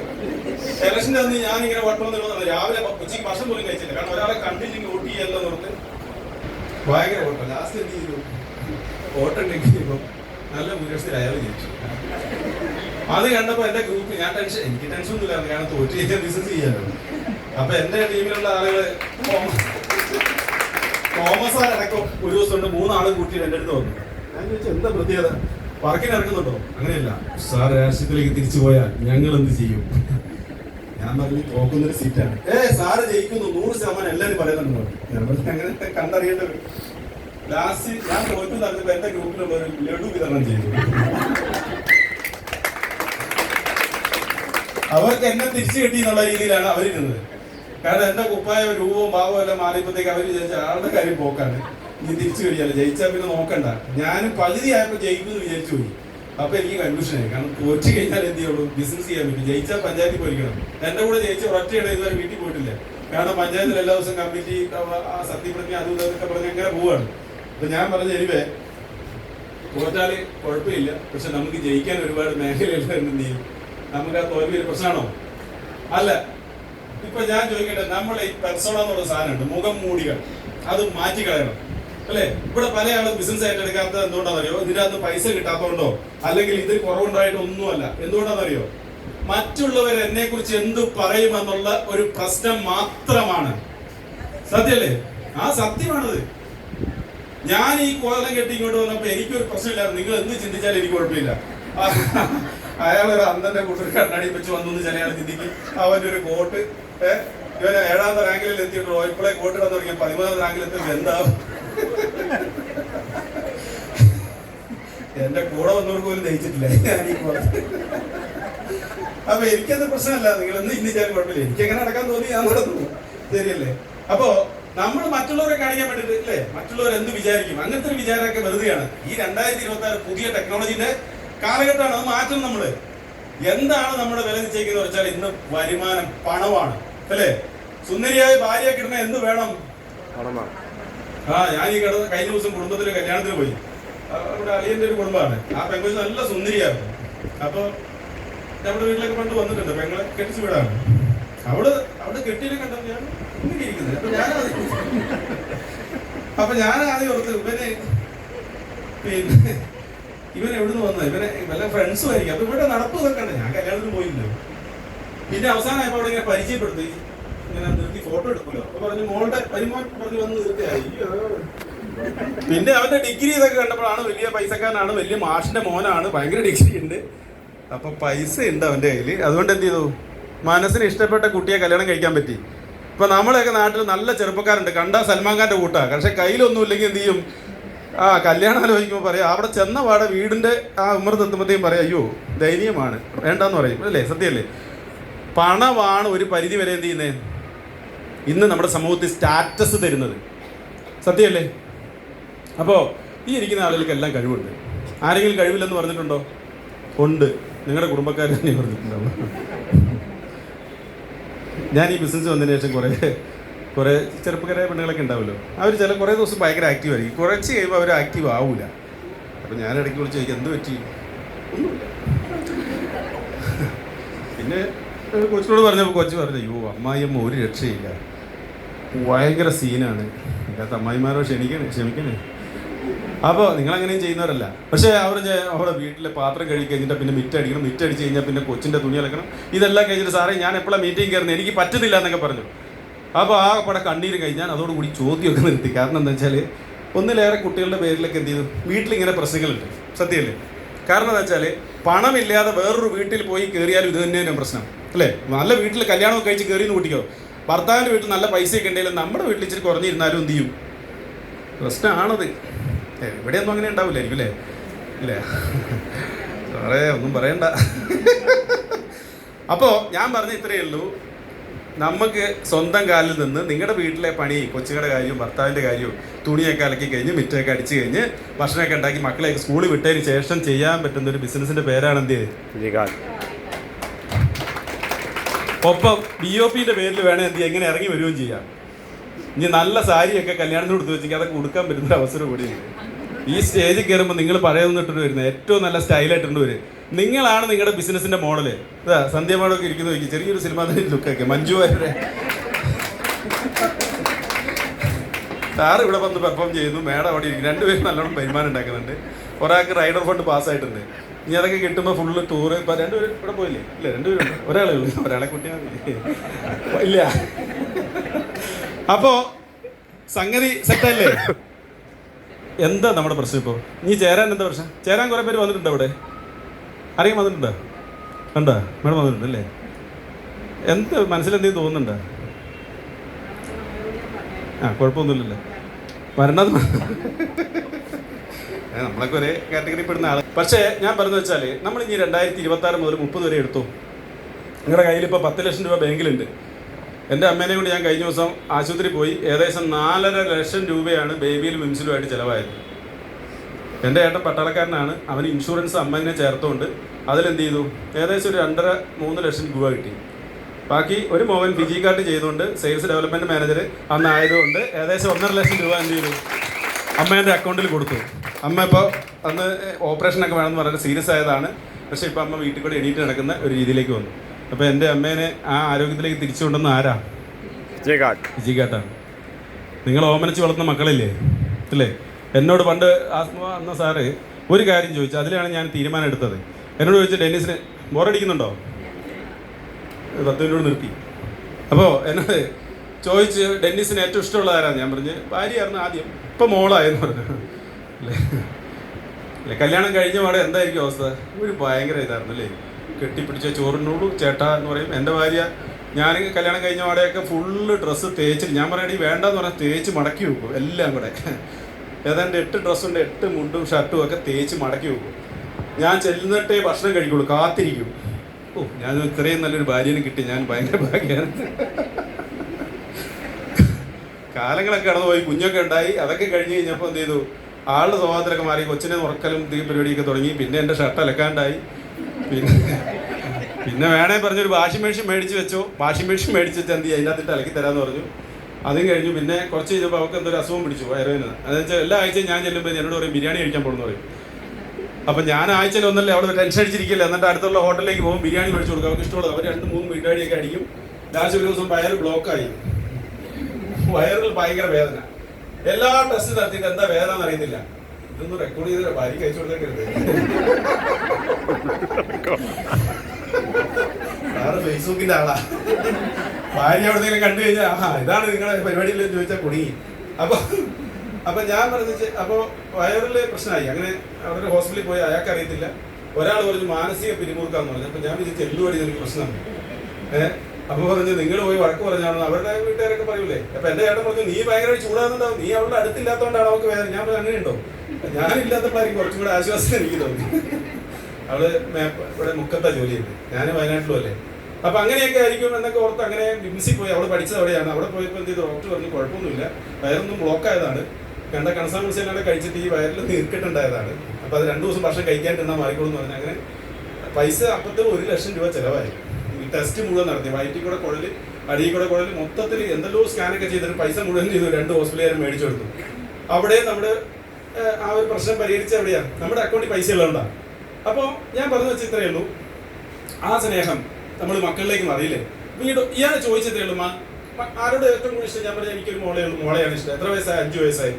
അപ്പോൾ നിങ്ങൾ ഈ രാഷ്ട്രീയത്തിൽ ഇങ്ങനെ രാവിലെ തൊട്ട് വൈകുന്നേരം വരെ നടന്നു കഴിഞ്ഞാൽ ഒരു 2000 അല്ലെങ്കിൽ 50 വയസ്സാകുമ്പോൾ നിങ്ങളുടെ മോൾക്ക് എത്രയാവും? 15 വയസ്സാവും. അപ്പോൾ മോൾക്ക് നല്ലൊരു അഡ്മിഷൻ കിട്ടി, MBBS അഡ്മിഷൻ കിട്ടിയാൽ നിങ്ങളുടെ അടുത്ത് കൊടുക്കാൻ പൈസയുണ്ടോ? ഞാൻ പറഞ്ഞു അതിനെക്കുറിച്ചൊന്നും ആലോചിച്ചില്ല. അല്ല, നിങ്ങൾ ഇനി ഭാവിയെ കുറിച്ച് എന്താ ചിന്തിക്കും? ഞാൻ പ്രത്യേകിച്ചൊന്നുമില്ല. 40 വയസ്സ് 50 വയസ്സാകുമ്പോൾ ഒന്നുമില്ല, വേറെ എന്തെങ്കിലും ജോലി ചെയ്യാനില്ല, ഇതൊന്നും ആലോചിക്കുന്നുണ്ട്. പ്രത്യേകിച്ച് ഒരു പരിപാടിയില്ല അല്ലേ? അപ്പോൾ അയാൾ ചോദിച്ചു, നിങ്ങൾ വൈകുന്നേരം വരുമ്പോൾ നിങ്ങളുടെ കൊച്ചു നിങ്ങളെ 100% വിശ്വസിച്ചാണ് ഓടി വന്ന് കെട്ടിപ്പിടിക്കാറുണ്ട് അല്ലേ?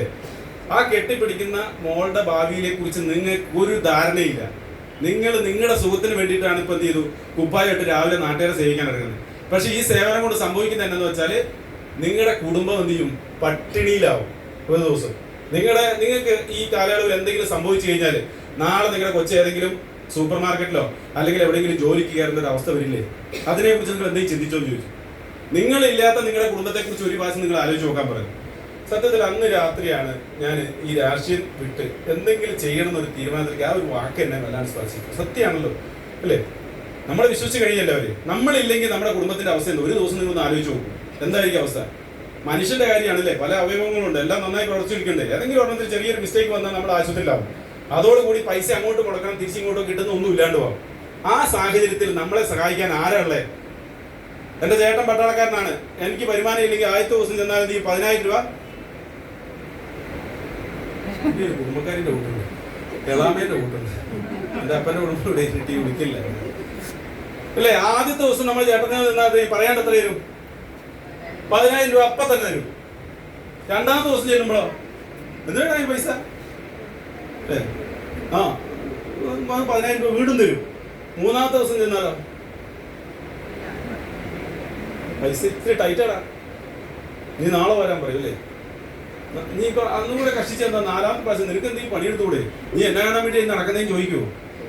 ചോദിക്കും അല്ലേ? എത്ര അടുത്ത ബന്ധുക്കളാണെങ്കിലും ചോദിക്കൂലേ അല്ലേ? നമ്മൾ ആശുപത്രി കിടന്നാൽ എത്ര ദിവസം അവരെ നമ്മളെ സഹായിക്കും? എത്ര ദിവസം നമ്മളെ കുടുംബക്കാരെ സഹായിക്കാൻ പറ്റും അല്ലേ? നിങ്ങളുടെ ചുറ്റുവട്ടത്ത് കുറെ ആളുകൾ സഹായം കാത്തു കഴിയുന്ന ആളുകളുണ്ട്. കിഡ്നി പോയവര്, ലിവർ പോയവർ, മറ്റു പല. നിങ്ങൾക്ക് സഹായിക്കാൻ പറ്റുന്നുണ്ടോ അവരെ? ഇല്ല. അവർക്ക് ആശുപത്രിയിൽ 1 ലക്ഷം രൂപ ചെലവാണെന്ന് പറഞ്ഞാൽ നിങ്ങൾക്ക് കൊടുക്കാൻ പറ്റുന്നുണ്ടോ? ഇല്ല. പക്ഷെ ഇനി നിങ്ങൾക്ക് അവരെ സഹായിക്കാൻ പറ്റും. എവിടെ? നോവുണ്ടുറങ്ങും മനുഷ്യ ജന്മങ്ങൾക്ക് താങ്ങായി നമുക്കിന്നു ചേർന്നു നിൽക്കാം. വേവുന്ന ഹൃദയം, കലക്കിയ കണ്ണുകൾ, തൂവുന്ന മിഴിനീർ തുടച്ചു മാറ്റാം അല്ലേ? നമ്മുടെ നാവ് അവർക്കൊരു സഹായമായിട്ട് മാറുന്നത് എവിടെയാണ്? നമ്മൾ ഫിസിക്കായിട്ട് ചേരുമ്പോഴാണ്. സത്യമാണോ അല്ലേ? നമ്മുടെ കഴിവ് ഒരിക്കലും അളക്കാൻ പറ്റിയല്ല. നിങ്ങൾക്കൊരു നാരങ്ങ മുറിച്ചിട്ട് അതിൻ്റെ ഉള്ള കുരു എത്രയാന്ന് എണ്ണാം, എളുപ്പമല്ലേ? ആ കുരുവിൽ നിന്ന് എത്ര നാരങ്ങ ഉണ്ടെന്ന് പറയാൻ പറ്റുമോ? ഒരു കുരുവിൽ നിന്ന് എത്ര നാരങ്ങ ഉണ്ടാവും എന്ന് പറയാൻ പറ്റുമോ? പറ്റില്ല. അതുപോലെ തന്നെയാണ് ഒരു മനുഷ്യന്റെ കഴിവ്. അപ്പൊ ദൈവം എല്ലാ സഹായവും നിങ്ങൾക്ക് തന്നിട്ടുണ്ട്. ഒരു മനുഷ്യനെ ഈ ലോകത്ത് വിജയിച്ച മുഴുവൻ ആളുകൾക്കുള്ള കഴിവ് ആർക്ക് തന്നിട്ടുണ്ട്? നമുക്ക് തന്നിട്ടുണ്ട്. നല്ല കാഴ്ചയുള്ള, ലോകത്ത് ഇതുവരെ കണ്ടുപിടിക്കാൻ പറ്റാത്ത അത്ര നല്ല കാഴ്ചയുള്ള 2 ക്യാമറ പോലത്തെ കണ്ണുകൾ തന്നിട്ടില്ലേ? എന്ത് സാധനവും മണത്തറിയാൻ പറ്റുന്ന ഒരു മൂക്ക് തന്നിട്ടില്ലേ? എല്ലാവരും ചേർത്ത് പിടിക്കാൻ പറ്റുന്ന ഒരു കരം തന്നിട്ടില്ലേ? എവിടെയും ഓടിച്ചെല്ലാൻ പറ്റുന്ന 2 കാലുകൾ നമുക്ക് തന്നിട്ടുണ്ട് ഇല്ലേ? ആരെയും സ്നേഹിക്കാൻ പറ്റുന്ന ഒരു ഹൃദ്യമായ ഹൃദയം നമുക്ക് തന്നിട്ടുണ്ട് ഇല്ലേ? ഇങ്ങനെയൊക്കെ തന്നിട്ട് നമ്മൾ എന്താണ് ഈ ലോകത്ത് ചെയ്യുന്നത്? എവിടെയെങ്കിലും പോയി നിന്നിട്ട് എന്തെങ്കിലും ചെയ്ത് ജീവിക്കുകയാണ്. സത്യമാണോ? അപ്പോൾ അവിടെ നമുക്ക് ഒരു മാലയിലെ മുത്തുപോലെ ഇങ്ങനെ ചേർന്ന് നിൽക്കാൻ പറ്റുന്ന ഒരു അവസരം ഇവിടെ വരികയാണ്. ഫിസിക്കായിട്ട് ഒരുക്കിയിരിക്കുകയാണ്. ഇവിടെ എന്താണ് ശരിക്കും പറഞ്ഞാല് ബോബി ചെമ്മണ്ണൂർ എന്ന് പറഞ്ഞാൽ ആള് തുടങ്ങിയത് എന്തുകൊണ്ടാണ്? നിയമം ഉള്ളതുകൊണ്ടാണ്. സത്യമല്ലേ? കേന്ദ്ര ഗവൺമെന്റും സംസ്ഥാന ഗവൺമെന്റും എന്ത് ചെയ്തു? കേരളത്തിൽ ഓൺലൈനിൽ 1-ലധികം ആളുകൾക്ക് ചേർന്ന് നിന്ന് ബിസിനസ് ചെയ്യാനുള്ള അവസരം നിയമപ്രകാരം തന്നിട്ടുകൊണ്ടാണ് ഞാൻ നിങ്ങളോട് ഇരിക്കുന്നത്. അതിന്റെ ഒരു സ്റ്റോർ ഞാൻ മാനന്തവാടി നടത്തുന്നുണ്ട്. ഇവിടെ ചില ആളുകൾ നിങ്ങൾ ചെല്ലുമ്പോൾ പറയുന്നുണ്ടല്ലോ ഇത് നിയമവിരുദ്ധമാണ്. പക്ഷെ അങ്ങനെയുള്ള ആളോട് ചോദിക്കട്ടെ, 4 വർഷമായിട്ട് ഒരു പോലീസുകാരനും ആ സ്റ്റോറിൽ കടന്നു വന്നിട്ടില്ലല്ലോ. ഇത് നിയമവിരുദ്ധമെന്ന് പറഞ്ഞിട്ടില്ലല്ലോ.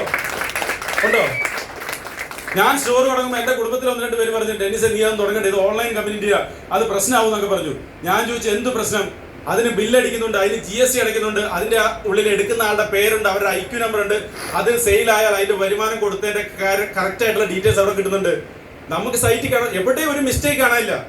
ഇപ്പൊ അദ്ദേഹം ജയിലിൽ പോയി, ഒരു വാക്ക് തെറ്റിക്കഴിഞ്ഞപ്പോ ജയിലിൽ പോയപ്പോൾ അടുത്ത ഒരു ഓൺലൈൻ കമ്പനിക്കാരൻ പറഞ്ഞു ED ഇതാ വരുന്നു എന്ന്. അപ്പൊ എന്നോട് പറഞ്ഞു, ഒരാൾ പറഞ്ഞു സ്റ്റോറിൽ ED വരും എന്ന് പറഞ്ഞു. ഞാൻ പറഞ്ഞു വരട്ടെ. അന്ന് വരെ ഞാൻ ഇതിൽ ഒപ്പിടിക്കലെ കുറവാണ്, നിങ്ങൾ എടുത്തോണ്ട് വരുന്ന പ്രൊഡക്റ്റില്. അന്ന് മുതൽ ED കാണിക്കാൻ വേണ്ടി ഞാൻ എന്ത് ചെയ്തു, നിങ്ങൾ എടുത്തുകൊണ്ട് വരുന്ന ബില്ലിൽ കറക്റ്റ് ആയിട്ട് പുറത്തു കൊടുത്തു എന്ന് എഴുതി വെച്ചിട്ട് നിങ്ങളെ കൊണ്ട് സൈൻ ചെയ്യിപ്പിച്ചു വെക്കുന്നുണ്ട്. നിങ്ങളെ വിശ്വാസം ഇല്ലാത്തതുകൊണ്ട്. എന്തുകൊണ്ടാണെന്നറിയോ? ഏതെങ്കിലും ED വന്നാൽ എടുത്ത് കറക്റ്റ് കാണിച്ചു കൊടുക്കാൻ വേണ്ടിയിട്ടാ. പക്ഷെ ഇന്നേ വരെ ഒരു ED എവിടെ വന്നിട്ടില്ല, സ്റ്റോറിൽ വന്നിട്ടില്ല. ഒരു ED ആരുടെ അടുത്ത് വന്നിട്ടില്ല, ബോച്ചേന്റെ ഒരു സ്ഥാപനത്തിൽ വന്നില്ല. അവർ വരും, എന്താണ്, എല്ലാ കാലം പരിശോധന നടത്താൻ വേണ്ടിയിട്ട്. പക്ഷെ അങ്ങനെ വിശ്വസിച്ച് ചെയ്യാൻ പറ്റുന്ന ഒരു ബിസിനസ്സിലേക്ക് എന്തുകൊണ്ടാണ് നമുക്ക് കടന്നു വരാൻ പ്രയാസം? എന്താ ഇവിടെ പ്രശ്നം? ഇതല്ലാണ്ട് വേറെ ഏത് ബിസിനസ് ചെയ്യാൻ പറ്റുക? കണ്ണൂർ ടൗണല്ലേ, പേരാവൂർ ടൗണല്ലേ ഇത്? ഇവിടെ നിങ്ങൾ നാളെ ഒരു ഷോപ്പ് എടുത്ത് ബിസിനസ് തുടങ്ങി ഞാൻ പറഞ്ഞുതരാം. എത്ര വേണം? ഒരു മിനിമം ഒരു റൂം എടുക്കാൻ എത്ര വരും സാറേ? ഒരു 10,000 രൂപ വേണ്ടേ? ഇച്ചിരി ഉള്ളിലേക്കുള്ള ഒരു ചെറിയ റൂം. നിങ്ങൾ ഒരു ചെറിയ ഷോപ്പ് തുടങ്ങാൻ നോക്കിക്കോ. 10,000 രൂപ വെച്ച് എത്ര മാസം അഡ്വാൻസ് കൊടുക്കണം? 1 മാസം മതി. ഇവിടെ 3 മാസം കൊടുക്കണം, 30,000 രൂപ. ഓക്കെ. ഇനി നിങ്ങൾ ഒരു ചെറിയ തുടങ്ങാനല്ലേ, എന്തിനാണ് ചെറിയ റാക്ക് അടിക്കണ്ടേ? നല്ല പൈസയാണ് ഇപ്പൊ അതിന്. ഇപ്പൊ റാക്ക് അടിക്കണം 50,000 രൂപ, ഏറ്റവും ചുരുങ്ങിയത് കൂട്ടിയാൽ മതി. 50, 30 എത്രയായി? 80,000. ഇനി 80,000 രൂപ മുടക്കിയാൽ നിങ്ങൾക്ക് കച്ചവടം തുടങ്ങാൻ പറ്റുമോ? ഇല്ല. പിന്നെ എന്ത് ചെയ്യണം? നിങ്ങൾ അവിടെ മെറ്റീരിയൽ മേടിച്ചു വെക്കണം. ഈ ടെക്സ്റ്റൈൽസ് ആണ്, അതിന് വേണം. ഗ്രോസറി ആണ്, അത് മേടിക്കണം. അത് മേടിച്ചുകൊണ്ട് വെക്കണം. ചുരുങ്ങിയത് 2 ലക്ഷം രൂപ വേണ്ടേ? ഏറ്റവും ചെറുതായി തുടങ്ങാൻ പറഞ്ഞേ വേണ്ടേ? അപ്പൊ എത്ര? 2,80,000 അല്ലേ? ഈ 2,80 മുടക്കിയാൽ നിങ്ങൾക്ക് കച്ചവടത്തിന് പൈസ കിട്ടുമോ? ഇല്ല. പിന്നെ നിങ്ങൾ എന്ത് ചെയ്യണം? രാവിലെ ഒരു 6-7 മണി മുതൽ രാത്രി ഒരു 8 മണി വരെ എന്ത് ചെയ്യണം? അത് ഓപ്പൺ ചെയ്ത് അവിടെ ഇരിക്കണം. വേണ്ടേ? നിങ്ങൾ അവിടെ ഇരുന്നില്ലെങ്കിൽ ഒരു സ്റ്റാഫിനെ വെക്കണം. മാസം ഒരു 15,000 രൂപ കൊടുക്കണ്ടേ? ഈ 15,000 രൂപയും സ്റ്റാഫിന്റെ കറണ്ട് വാടക, ഫോൺ വാടക, അതുപോലെ തന്നെ വാടക അടുത്ത മാസം കൊടുക്കുമ്പോൾ എത്രയായി? നിങ്ങൾക്ക് കച്ചവടം കൊണ്ട് ഇല്ലെങ്കിൽ നിങ്ങൾ ഒരു മാസം 10,000 രൂപ കൊടുക്കണം. വേണ്ടേ? 2,80,000 രൂപ നിങ്ങളവിടെ മുടക്കിയിട്ടുണ്ട്. നിങ്ങൾ 6 മാസം നടത്തി അത് നഷ്ടത്തിലാന്ന് വിചാരിച്ചാൽ എത്ര രൂപ നിങ്ങൾക്ക് നഷ്ടം ഉണ്ടാവും? ഏകദേശം 2,80,000 കിട്ടാൻ ആ വാടകയ്ക്ക് കൊടുത്ത പൈസ ഉണ്ടാവും. ബാക്കി ഏകദേശം സാധനം എല്ലാം തരുന്നുണ്ട്. 2 ലക്ഷം രൂപ നഷ്ടം ഉണ്ടാവും. സത്യമാണോ? സ്കില്ലില്ലാതെ തുടങ്ങിയ ഒരുപാട് ആളുകൾ മുദ്രാ ലോൺ എടുത്ത് കടത്തി വന്നിട്ടുണ്ട്. ആ രീതിയിലേക്ക് പോകാതിരിക്കാൻ വേണ്ടിയിട്ടാണ് ഫിജി കാർഡ് സ്റ്റാർട്ട് ചെയ്തത്. ബോബി ചെമ്മണ്ണൂര് 17 കമ്പനി ഉണ്ട്. അതിലേക്ക് പോകാൻ വേണ്ടിയിട്ട് അദ്ദേഹത്തിന് ചെയ്യേണ്ട ആവശ്യമില്ല. ഇവിടെ എന്താ ഇൻവെസ്റ്റ്മെന്റ്? ഞാൻ എന്റെ വീട്ടിലേക്ക് ഡേമാർട്ടിൽ നിന്ന് മേടിച്ച അരി അല്ലെങ്കിൽ നെസ്റ്റോന്ന് മേടിച്ച അരി സാധനം എന്ത് ചെയ്തു? ഒരു പ്രാവശ്യം ഫിജി കാർഡിന്റെ സൈറ്റിൽ നിന്ന് മേടിച്ചത് മാത്രമാണ് ഞാനും ഫിജി കാർഡ് തമ്മിലുള്ള ബന്ധം. എനിക്ക് തന്ന ഫ്രീ ID കൂടിയാണ് ഞാൻ എന്ത് ചെയ്തത്? കഴിഞ്ഞ 2-3 ID നിന്നായിട്ട് എന്റെ അക്കൗണ്ടിലേക്ക് 15 ലക്ഷം രൂപയാണ് എന്ത് ചെയ്തത്? അതിന്റെ ഓർമ്മയ്ക്കാണ് ഈ സാധനം ഇട്ടുള്ളത്. ഇച്ചിരിയുള്ളൂ. അതെന്താന്ന് വെച്ചാലേ, ഇത് കല്യാണത്തിന് ഗിഫ്റ്റ് കിട്ടിയതാ. ഗിഫ്റ്റ് കിട്ടി ആ ആഴ്ച തന്നെ ഞാൻ ചെയ്ത് പണയം വെച്ചു. കാരണം എന്താണ്? കല്യാണം ചിലവ് മുടക്കാൻ പൈസ ഇല്ല. കല്യാണം കുറച്ച് വാടക സ്റ്റോറിലൊക്കെ പൈസ കൊടുക്കണ്ടേ? അപ്പൊ അത് എടുത്തുകൊണ്ട് വെച്ചു. അപ്പൊ ഞാനൊരു വർഷം എന്ത് ചെയ്തത്? എന്റെ കല്യാണ ഫോട്ടോ ഇട്ടിട്ട് ആദ്യം എന്ത് ചെയ്തേ? ഈ പോസ്റ്റ് അടിച്ചുകൊണ്ടിരുന്നത്. അപ്പൊ ഇങ്ങനെ കൈ കിട്ടി നിൽക്കുമ്പോൾ ഗോൾഡ് കാണുന്നുണ്ട്. ഞാനത് മറയ്ക്കാൻ വേണ്ടിയിട്ട് എന്ത് കൈ അവിടെ നിന്ന് കട്ട് ചെയ്തു. കാരണം ഗോൾഡ് കണ്ടിട്ട് വീണ്ടും വരുമ്പോൾ എന്ത് ചെയ്ത് കാണാൻ ആളുകൾ വിചാരിക്കില്ല ഇപ്പം വെറുതെ ഷോ കാണിക്കാൻ വേണ്ടിയിട്ടാണല്ലോ എന്നൊക്കെ ഓർത്തിട്ട്. അങ്ങനെ അതവിടെ ഇരുന്നിരുന്ന് എത്രയോ വർഷം എടുത്തു. എന്റെ പെണ്ണുങ്ങളെ കെട്ടുതാലി വരെ ഞാൻ പണയം വെച്ചു. ഒരു 100 പോലത്തെ സാധനത്തിൽ അവൾ ഒരു ദിവസം എന്ത് ചെയ്തു? താലി ഇട്ടുണ്ടായിരുന്നു. എന്നിട്ട് പറഞ്ഞു നിങ്ങളെ ഓർക്കാൻ വേണ്ടി താലിയാണ്. എന്നെ തള്ളാൻ വേണ്ടിയിട്ടാന്ന് മനസ്സിലായി. എനിക്ക് എന്തെങ്കിലും ചെയ്യാൻ പറ്റുമോ? ഒരു പൈസ ഇല്ല കയ്യിൽ. ഒന്നങ്ങ് ഇറങ്ങി പിന്നെ ഫിജി കാർഡിലേക്ക്. അങ്ങനെയാണ് ഈ 36 ദിവസം കൊണ്ട് സെയിൽസ് മാനേജറായത്. പിന്നെ ഏകദേശം 45 ദിവസം കൊണ്ട് ചെയ്തു സെയിൽസ് ടീം മാനേജറായി. പേടിക്കാൻ തോന്നില്ല അല്ലേ? നിങ്ങൾ അടിച്ചാലില്ലേ എന്ത് ചെയ്തു? ഞാനായി. പിന്നെ അങ്ങോട്ട് കുറച്ച് ടൈറ്റ് ആയിരുന്നു. കുറച്ച് ആളുകളൊക്കെ പൊഴിഞ്ഞു പോയി. ലീഡർമാരോടൊക്കെ ചോദിച്ചറിയാം, പൊഴിയുന്ന ആളുകൾ കുറെ കാരണമൊക്കെ കണ്ടുപിടിച്ച് കുറച്ചാൾ പോയി. അപ്പൊ എല്ലാരും പറഞ്ഞു തീർന്നതാ നിന്റെ കാര്യം എന്ന് പറഞ്ഞു. അപ്പൊ ഒരു വാശി ഉണ്ടായി. അവനെ കാണിക്കാൻ ഞാൻ ജയിച്ചിട്ട് ഇനി തിരിച്ചു കയറുള്ളൂ എന്നൊരു വാശിയായി. അവർ 2-3 പേര് ഗ്രൂപ്പായിട്ട് മാറിയിട്ട് പറഞ്ഞു ഞങ്ങളില്ലേ ഡെന്നിസ് എന്ത് ചെയ്യും? ശരിക്കും പറഞ്ഞാൽ എനിക്ക് വരുമാനമൊന്നുമില്ല. പിന്നെ ഒരു വാശിയാണ്. പിന്നെ വീണ്ടും എന്ത് ചെയ്ത് അങ്ങ് ഇറങ്ങി. അങ്ങനെയാണ് തോമസ് സാറിന്റെ വീട്ടിലൊക്കെ വീണ്ടും ചെന്നത്. ആളൊക്കെ ഇവിടെ വന്നിരിക്കുന്നില്ലേ? 50,000 രൂപ വരുമാനം മേടിച്ച ആളിപ്പോ എന്റെ കൂടെ വന്നിരിക്കുന്നുണ്ട് അല്ലേ? ഇതാ അനുരാജ് സാറ് ചെറുപ്പക്കാരനാണ്. ഞാൻ പറഞ്ഞു രഞ്ജുലാൽ, അതെന്താ അങ്ങനെയുള്ള പഴയ കുറെ ആളുകളൊക്കെ ഉണ്ടായിരുന്നു, പൈസ കുറെ മേടിച്ചിട്ടുണ്ട്, വരൂ. 3000 രൂപ വരെ വരുമാനം മേടിച്ചുകൊണ്ടിരുന്ന ആളാണ്. എവിടെയാ പറയുക, വർക്ക്ഷോപ്പിൽ. എന്നോട് ഇന്ന് വരുന്ന വഴിക്ക് പറയാം, സാറേ 3000 രൂപയൊക്കെ ഉണ്ടാക്കുന്നുണ്ട്, പക്ഷെ കരി പുരണ്ട ജീവിതമാണ്. ഞാൻ പറഞ്ഞു കടന്നു വരും, ജോലി രാജിവെക്കാൻ പറഞ്ഞു. ജോലിയൊക്കെ രാജിവെച്ച് എന്റെ കൂടെ ഇറങ്ങിയേക്കാണ്. ഇനിയുള്ള ദിവസങ്ങളിൽ ചിലപ്പോൾ നിങ്ങൾക്ക് എവിടെയൊക്കെ ആളത്തെ കാണാം, എക്സിക്യൂട്ടീവ് ഒക്കെ ആയിട്ട്. അങ്ങനെയുള്ള ചെറുപ്പക്കാരെ നമ്മൾ കൊണ്ടുവരാം. നേരത്തെ സുദർശനാട് പറഞ്ഞില്ലേ, ഇനിയുള്ള നെക്സ്റ്റ് ജനറേഷൻ എന്ത് ചെയ്യും? നമ്മളെ പോലെ ഒന്നും തോട്ടത്തിൽ ഇറങ്ങി പണിയെടുക്കാനൊന്നും വരികയില്ല. അവർ ടെക്നോളജി ഉപയോഗിച്ച് പണിയെടുക്കും അല്ലേ? എന്നിട്ട് എന്ത് ചെയ്യും? ബിസിനസ് ചെയ്യും. ഇവിടെ നിങ്ങൾക്ക് ഇന്ത്യ മാത്രമല്ല, ഇന്ത്യക്ക് വെളിയിലും ബിസിനസ് ചെയ്യാനുള്ള അവസരമാണ് ഫിജി കാർഡ് ഇപ്പൊ തന്നേക്കുന്നത്. നിങ്ങളുടെ കയ്യിലിരിക്കുന്ന ഐഡിയ ഒക്കെ നോക്കുന്നുണ്ടല്ലോ, അതിങ്ങനെ നമ്പർ മാത്രമൊന്നുമല്ല, അതിന്റെ ഉള്ളിലുള്ള മാഗ്നറ്റിക് പവർ എന്ന് പറഞ്ഞാൽ ചെറുതല്ല. നിങ്ങൾ ഇന്ന് ചിന്തിക്കുന്നതിന് അപ്പുറമാണ്. ഇപ്പൊ ഞാൻ 7ാമത്തെ റാങ്ക് അടിച്ച് എന്റെ ഡയലോഗ് കൊണ്ടൊന്നുമല്ല കേട്ടോ. ഈ ഡയലോഗ് അടിച്ച് കുറച്ച് കച്ചവടം പോകാന്നല്ലാണ്ട് വലിയ കാര്യമായിട്ടൊന്നും കിട്ടിയിട്ടില്ല. പക്ഷേ എന്റെ കൂടെ വന്ന ആളുകളുടെ കഴിവും കൂടെ എനിക്ക് എന്ത് ചെയ്തു? വരുമാനം നേടിത്തന്നു. അനുരാജ് സാറിന് എന്റെ ടീമിലേക്ക് കിട്ടി തന്നുകൊണ്ടാ, ഫിജി കാർഡ് ഉള്ളതുകൊണ്ടല്ലേ? അല്ലെ ആളെന്റെ കൂടെ വരുവോ? ഇല്ല. മീമിക്കാൻ പോയാൽ ആളെന്റെ കൂടെ വരുവോ? ഇല്ല. ഞാൻ കപ്പ കൃഷിക്ക് പോയാൽ തോമസ് സാറിന്റെ കൂടെ വരുവോ? ഇല്ല. പക്ഷെ എപ്പോഴാണ് ഫിജി കാർഡ് ഏറ്റെടുത്തപ്പോഴല്ല എന്റെ കൂടെ വന്നത്? ഇതാ നിങ്ങളുടെ നാട്ടിലൊക്കെ എല്ലാവരും കാത്തിരിക്കുക. ഇവിടെ ഇരിക്കുന്ന എല്ലാവരും NSTM ആവും. കാരണം ഇന്നത്തെ NSTM ഒക്കെ ഇതേപോലെ ഇരുന്നവരാണ്. പക്ഷെ എല്ലാവർക്കും NSTM ആകാൻ പറ്റുമോ? പറ്റില്ല. കാരണം എന്താണ്? NSTM റാങ്കിലേക്ക് എത്തുന്നതിനുള്ള വഴിയിലൂടെ നിങ്ങൾക്ക് പോകാൻ നിങ്ങൾക്ക് ഒരു മനസ്സുണ്ടായാൽ മതി, നിങ്ങൾ അവിടെ എത്തും. ഇപ്പൊ സ്മിത മേഡം ഒക്കെ ഇവിടെ വന്ന് തകർക്കുന്ന ആളാണല്ലേ? ഇല്ല അല്ല, സ്മിത പോട്ടെ, നമ്മുടെ സ്മിത മേഡം തന്നെ അല്ലേ? ഞങ്ങളുടെ സ്മിതയുണ്ട് പുതിയതായിട്ട് വന്ന് അച്ചീവർ ആയിട്ട് എപ്പോഴും വായിൽ സ്മിതാന്ന് പേര് വരും. സ്മിത മേഡം വന്നില്ലേ? ഇല്ലേ? ഇവിടെ ഇരിക്കുന്ന ഭൂരിപക്ഷം ആളുകളെ 50 വയസ്സ് കഴിഞ്ഞു വന്നിട്ടില്ലേ? ഇപ്പൊ പുതിയ സർവേ എത്രയാണെന്ന് അറിയോ? യൗവനം 66 വയസ്സായി.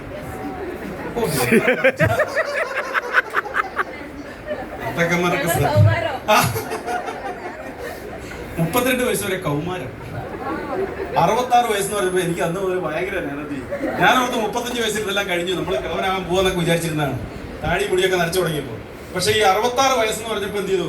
സുധര സാറ് നമുക്കൊക്കെ വീണ്ടും അവസരമുണ്ട്. സാറിന് എത്ര എന്റെ അത്ര ഇല്ലെന്ന് തോന്നില്ലേ പറയുന്നത്? ഇവിടെ എല്ലാവരും മനസ്സിൽ ഭയങ്കര ചെറുപ്പക്കാരനായിട്ട് ഇരിക്കാൻ തോന്നും. ഞാൻ ഇത്തിരി നനച്ചുകൊണ്ടായിരിക്കും നിങ്ങൾക്ക് തോന്നുന്നത്. പക്ഷെ ഞാൻ പറയുന്നത് വെച്ചാല് ലൈഫ് സ്റ്റൈൽ മാറി അല്ലേ? സത്യമല്ലേ? പക്ഷെ അസുഖങ്ങളെ കുറവൊന്നുമില്ല. പക്ഷെ നമുക്ക് എന്ത് ചെയ്യാൻ പറ്റും? ഇപ്പത്തെ എന്റെ കൊച്ച് എന്നെ മൊബൈലെടുത്ത് പഠിപ്പിക്കാൻ തുടങ്ങി. അച്ഛാ ഫോട്ടോ അങ്ങനെയല്ലാന്നൊക്കെ എന്നോട് പറയുന്നത്. ഇങ്ങനെയാണ് മൊബൈൽ ഉപയോഗിക്കുന്നത്. ഒരു രക്ഷയില്ല അവളെ കൊണ്ട്. ഞാനും അവളിരുന്ന് എന്തെങ്കിലും പറഞ്ഞു കഴിഞ്ഞാൽ അവള് പറയും അങ്ങനെയല്ല. ഞാൻ ചോദിച്ചു, നീ എവിടെ പഠിച്ച? യൂട്യൂബിൽ കണ്ടല്ലോ. അപ്പൊ ആ രീതിയിലേക്ക് എന്ത് ചെയ്തു? കൾച്ചർ മാറിയില്ലേ? അപ്പൊ ഇനിയുള്ള ജനറേഷൻ എന്ന് പറഞ്ഞാൽ നമ്മളെ പോലെ ഒന്നല്ല, ഭയങ്കര രോഗത്തുള്ള ആളുകളാണ്. അവരെ ഒന്ന് കണക്ട് ചെയ്താൽ മതി. ഞാൻ ഇന്നലെ ഇവരോട് പറഞ്ഞത് ഒരു കിണർ കുത്തുന്ന പോലെയാണ് ഫിജി കാർഡ്. കുത്തുമ്പോൾ ഭയങ്കര ബുദ്ധിമുട്ടാണ്. ഈ മണ്ണ് മുഴുവൻ കോരി കളയണ്ടേ. അത് കഴിഞ്ഞാൽ വെള്ളം കാണും അല്ലേ? വെള്ളം കഴിഞ്ഞാൽ നിങ്ങളുടെ വെള്ളം കോരിയാൽ പിറ്റേ ദിവസം നേരാകുമ്പോൾ എന്ത് ചെയ്യും? നിറയൂലേ? എവിടുന്ന വെള്ളം വരുന്നേ? ഫിജി കാർഡിൽ എങ്ങനെയാണ്? ഇന്ന് രാവിലെ ഒരു 10,000 വന്നു, അത് നമ്മൾ അടിച്ചു പൊളിച്ച് കഴിഞ്ഞു. നാളെ രാവിലെ വീണ്ടും 10,000 വരുന്നു അല്ലേ? അത് കഴിയുമ്പോൾ വീണ്ടും 10,000 വരുന്നു. എന്നാ പിന്നെ ആ കിണറങ്ങ് കുത്തിക്കൂടെ? എല്ലാ വീട്ടിലും ഇപ്പൊ കിണറില്ലേ? ഇല്ലേ? എല്ലാവരും സ്വന്തമായിട്ട് കിണറില്ലേ? പണ്ട് തോട്ടിലായിരുന്നു എന്റെ അമ്മയൊക്കെ കൊണ്ട് തുണി അലക്കൊണ്ടിരുന്നത്. ഒരു മനുഷ്യൻ തോട്ടിൽ പോകുന്നില്ല. ഇപ്പൊ അത് കഴിഞ്ഞിട്ട് അണ്ടർ ഗ്രൗണ്ടിൽ നിന്ന് വെള്ളം എടുക്കാൻ തുടങ്ങിയിട്ടുണ്ട്. ഏത്? കുഴക്കിണർ അടിച്ചിട്ട് അല്ലേ? എങ്കിൽ പിന്നെ നമുക്ക് കുഴക്കിണർ പഠിക്കാൻ. അപ്പൊ നിങ്ങളുടെ വീട്ടിൽ ഓരോരുത്തർക്കും ഒരു കിണറുണ്ടാവും. നിങ്ങൾ കുത്തിയില്ലെങ്കിൽ വേറെ ആളുകൾ എന്ത് ചെയ്യും? ആ കിണർ കുത്തും. ആ തോട്ടിലെ വെള്ളം ഇവരുടെ ആവശ്യം കഴിഞ്ഞാൽ ആര് കൊണ്ടുപോകും? ആ ചേർത്ത ലീഡർ കൊണ്ടുപോകും. അപ്പൊ അതുകൊണ്ട് ഒറ്റ കാര്യം എനിക്ക് പറയാനുള്ളൂ, സംശയമൊന്നും വേണ്ട. നിങ്ങളുടെ വീട്ടിൽ നിങ്ങൾ ഒരു പൈസയ്ക്ക് വേണ്ടി മുടക്കുന്നില്ല, അതുകൊണ്ട് പേടിക്കൊന്നും വേണ്ട. 25,000 രൂപ ലീഡർ ചേർക്കാൻ പറഞ്ഞിട്ട് 25,000 രൂപ കൊടുക്കാനും പറയുന്നില്ലല്ലോ. എന്താ പറയുന്നത്? നിങ്ങൾ അവിടെ സാധനം മേടിക്കാനല്ല പറയുന്നേ. രാവിലെ എണീറ്റ പല്ല് തേക്കുന്നില്ലേ? കോൾഗേറ്റ് ആണെങ്കിലും പൈസ കൊടുത്താലേ കിട്ടുള്ളൂ ഇല്ലേ? പിന്നെ കുളിക്കുമ്പോൾ ലേശായാലും സോപ്പ് തേക്കാറില്ലേ? കുളിക്കാറുണ്ടോ? ബോച്ചേന്റെ സോപ്പ് തേക്ക്, കസ്തൂരി മഞ്ഞളൊക്കെ തേച്ചാണ്ടല്ലോ, കുറച്ച് നിറം വെക്കും. അപ്പൊ അത് തേച്ച് കുളിച്ചുകൂടെ? ആ പൈസ കൊണ്ട് ആർക്ക് കൊടുക്കണ്ട? സൂപ്പർ മാർക്കറ്റിന് കൊടുക്കണ്ട. നിങ്ങളുടെ കൊച്ചുങ്ങൾ കുളിച്ചാൽ നിങ്ങൾക്ക് പൈസ കിട്ടും. നിങ്ങളുടെ അമ്മ പല്ല് തേച്ചാൽ ആർക്ക് പൈസ കിട്ടും? നമുക്ക് പൈസ കിട്ടൂലേ? ഇനി കക്കൂസി പോയാൽ കഴുകാത്ത ആരെങ്കിലും ഉണ്ടോ? ടോയ്ലറ്റ് കഴുകാത്തവരില്ലല്ലോ. ഇല്ല. ആ ടോയ്ലറ്റ് ക്ലീനർ നമ്മുടെ അടുത്തുണ്ടെന്നേ. പാത്രം കഴുകാൻ ഉപയോഗിക്കുന്ന ലോഷൻ ഉണ്ടെന്നേ. ഒരു 2 മാസം ഉപയോഗിക്കുന്ന സാധനം ഒരു പ്രാവശ്യം ഒന്നിച്ച് ആ സാധനം ഒന്ന് ഫിജി കാർഡിൽ നിന്ന് പർച്ചേസ് ചെയ്താല് നിങ്ങൾക്ക് ബോബി ചമ്മണൂരിലൂടെ ബിസിനസ് ചെയ്യാൻ ഒരു പാർട്ണർഷിപ്പ് ഫ്രീ തരാന്ന് പറഞ്ഞാലും വീണ്ടും സംശയിക്കുന്നത് എന്തിനാ സംശയിക്കുന്നത്? ഗവൺമെന്റും എല്ലാം സപ്പോർട്ടുണ്ട്. നിങ്ങളുടെ നാട്ടിൽ തന്നെ അറിയപ്പെടുന്ന ആളുകളാണ് അല്ലേ ഈ ബിസിനസ് പ്രൊമോട്ട് ചെയ്യാൻ ഇറങ്ങിയിരിക്കുന്നത്. അവർക്കില്ലാത്ത പേടി നിങ്ങൾക്ക് തന്നെ. ഒരു രാഷ്ട്രീയക്കാരനായ ഞാൻ പോലും കുപ്പായം മാറ്റി ഈ കോലത്തിൽ ഇവിടെ വന്ന് നിങ്ങളോട് സംസാരിക്കുന്നത് അല്ലേ? എനിക്കില്ലാത്ത പേടിയാണ് നിങ്ങൾക്കുള്ളത്. ഞാൻ മത്സരിക്കാൻ ഇറങ്ങിയത് ഒരു കാരണം കൂടി ഉണ്ട്. അവിടെ ഉള്ള 10 ആളെ അടിച്ചു മാറ്റി ഫിസിക്കാട്ടി കൊണ്ടുവരാൻ പറ്റില്ല. ഞാൻ ഇറങ്ങിയത് 2 ലക്ഷം രൂപ ചെലവാ. അതും ഫിസിക്കാട്ടിൽ പൈസ ഉള്ളത് കേട്ടോ. എല്ലാവരും എനിക്ക് സീറ്റ് തന്നെ എന്താണെന്നറിയോ, എപ്പോഴും ഇത് പാർട്ടിക്കാരനെ പുറത്താണ്. ഇപ്പൊ സീറ്റ് നിങ്ങളൊക്കെ നാളെ നോക്കിയോ, ചിലപ്പോ MLA MP ഒക്കെ ആവും. എങ്ങനെയാണെന്നറിയോ, നിങ്ങളുടെ ഗ്രൂപ്പ് മാത്രം വിചാരിച്ചാൽ ചിലപ്പോൾ നിങ്ങൾ എന്ത് ചെയ്യും, കണ്ണൂർ ജില്ലയിൽ നിന്നൊക്കെ പറഞ്ഞ് തിരിച്ചു പോകും. ഭാവിയിൽ അതൊക്കെ ഉണ്ടാവും. കാരണം വെച്ചാൽ എല്ലാ ഗ്രൂപ്പുകളും അങ്ങനെ ഉണ്ടാതല്ലേ അല്ലേ. അപ്പൊ അങ്ങനെ നമുക്ക് എന്ത് ചെയ്യാം, വലിയൊരു പ്രത്യാശയുടെ 2026 നിൽക്കുന്നത്. ഞാൻ പറഞ്ഞ് ബോറടിപ്പിക്കുന്നില്ല. ഞാൻ മൈക്ക് പിടിച്ച സുദർശിതാറിന്റെ കൂട്ടാണ്, നിർത്താൻ തോന്നിയല്ല. ഇത് വിജയിക്കാൻ്റെ ഒരു പ്രശ്നമാണ്. ഇന്നും മിണ്ടാതിരിക്കുന്ന ആളുകളൊക്കെ വിചാരിച്ചോ നാളെ നിങ്ങൾ ഇവിടെ റാങ്ക് അടിച്ച് കയറിയാൽ പിന്നെ നിങ്ങൾ മൈക്ക് താഴെ വെക്കുകയല്ല. ഒരു വീട്ടിൽ പ്ലാൻ പറയാൻ പോയാൽ 3 മണിക്കൂറൊക്കെ പ്ലാൻ പറയുന്ന ആളുകളുണ്ട്. അത്രയൊന്നും പറയണ്ട.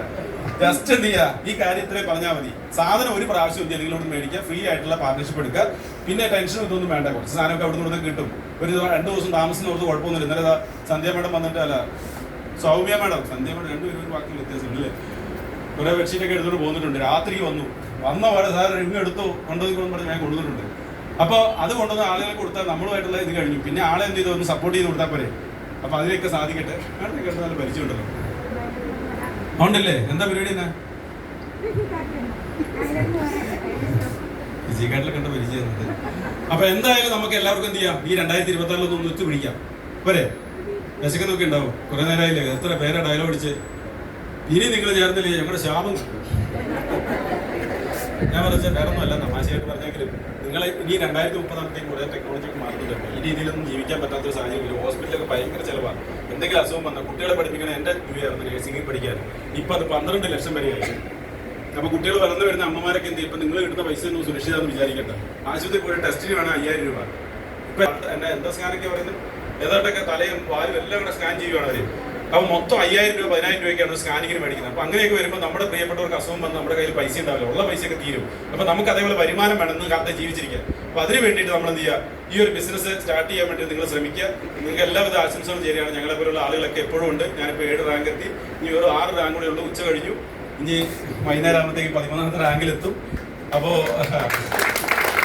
എല്ലാവർക്കും അതിനെത്താൻ കഴിഞ്ഞു. ഞാൻ സക്കീർ സാറൊക്കെ ഇന്ന് ഭയങ്കര പ്രസംഗം നടത്തി. ഒരു പ്രാവശ്യം അവിടെ വന്നിട്ട് നിൽക്കണോ പോണോ നോർത്തിൻ്റെ സ്റ്റോറി വന്ന ആളാണ്. പെട്ടെന്നാണ് എന്ത് ചെയ്ത് ഗ്രോത്തിലേക്ക് എത്തിയത് അല്ലേ. സന്ധ്യ മേഡമൊക്കെ ഭയങ്കരമായിട്ട് മാറ്റം വന്നിട്ടുണ്ട്. നിങ്ങളുടെ നാട്ടിൽ തന്നെയുള്ള ആളുകൾ ഇത്രയേറെ മാറിയിട്ടുണ്ടെങ്കിൽ അല്ലേ. സൗമ്യ മേഡം 85 പേരെയൊക്കെ ചേർത്ത് ഞാൻ തന്നെ ഞെട്ടി. അപ്പോൾ അങ്ങനെ പുതിയ ആളുകൾക്ക് 2-3 മാസം കൊണ്ടൊക്കെ ചെയ്യാം. 56 ദിവസം എത്രയാണ്, 3 മാസമായിട്ടുള്ളൂ. അപ്പോഴത്തേക്ക് എന്ത് ചെയ്തു, സെയിൽസ് എക്സിക്യൂട്ടീവ് ആയി. എവിടെ പോകാൻ തീരുമാനിച്ചു, മലേഷ്യക്ക് അച്ചീവർ ആയിട്ടുണ്ട്. അങ്ങനെയാണെങ്കിൽ ഇവിടെ കുറെ പേരുണ്ട് അല്ലേ. ഞാൻ ഫോട്ടോ ഒക്കെ ഉണ്ടായിരുന്നു. നമ്മുടെ ജോസാഫെ കാണാൻ ഓർത്ത വന്നേ ആളൊക്കെ വന്നിട്ട് ഇവിടെ സെറ്റ് ആയിട്ടുണ്ട്. ഇതാ മാഷ് അവിടെ നിൽക്കുന്നുണ്ട്, നമ്മുടെ സെബാസ്റ്റ്യൻ മാഷ്, അതല്ല സക്കീർ സാറ്. എല്ലാ മീറ്റിങ്ങിലും BOP-യിലെ എക്സ്പീരിയൻസ് പറയുന്ന പ്രമുഖനായ വ്യക്തി.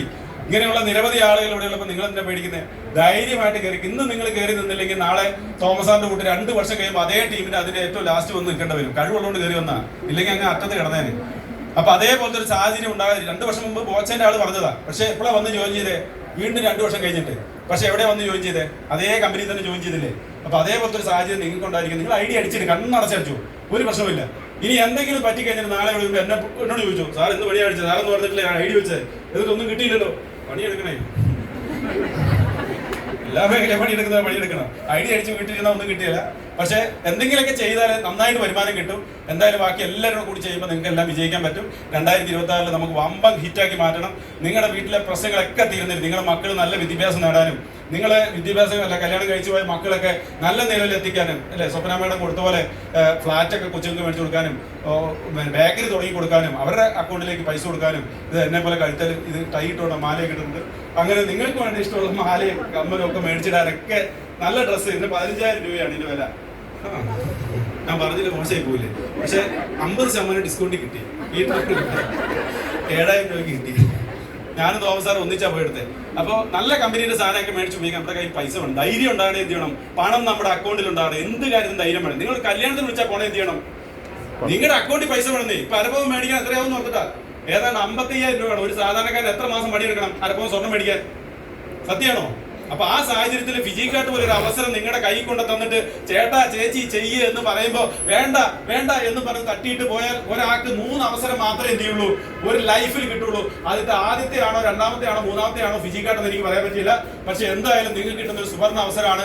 അതെല്ലാം നേടിയെടുത്തുകൊണ്ട് ഇനിയുള്ള ദിവസം നിങ്ങളുടെ എല്ലാ പ്രശ്നത്തിനും ഒരു പരിഹാരം കാണാൻ വേണ്ടിയിട്ട് ഫിജിക്കാട്ടിലൂടെ ഒരു പരിധി വരെ കഴിയും എന്നുള്ള കാര്യത്തിൽ ഉറപ്പ് നൽകിക്കൊണ്ട് ഇന്ന് നമ്മുടെ നല്ലൊരു ഒരു മീറ്റിംഗ് നടത്താൻ അവസരം തരികയും എനിക്ക് ഇങ്ങനെ ഒരു ചീഫ് ഗസ്റ്റ് ആയിട്ട് യാദൃച്ഛികമായിട്ടാണ് ഇവിടുത്തെ ഒരു സാറ് ലീവ് ആയപ്പോഴാണ് ഞാൻ വന്നത്. അതുകൊണ്ട് നിങ്ങൾ എന്നെ ഇത്ര നേരം സഹിക്കേണ്ട വന്നു.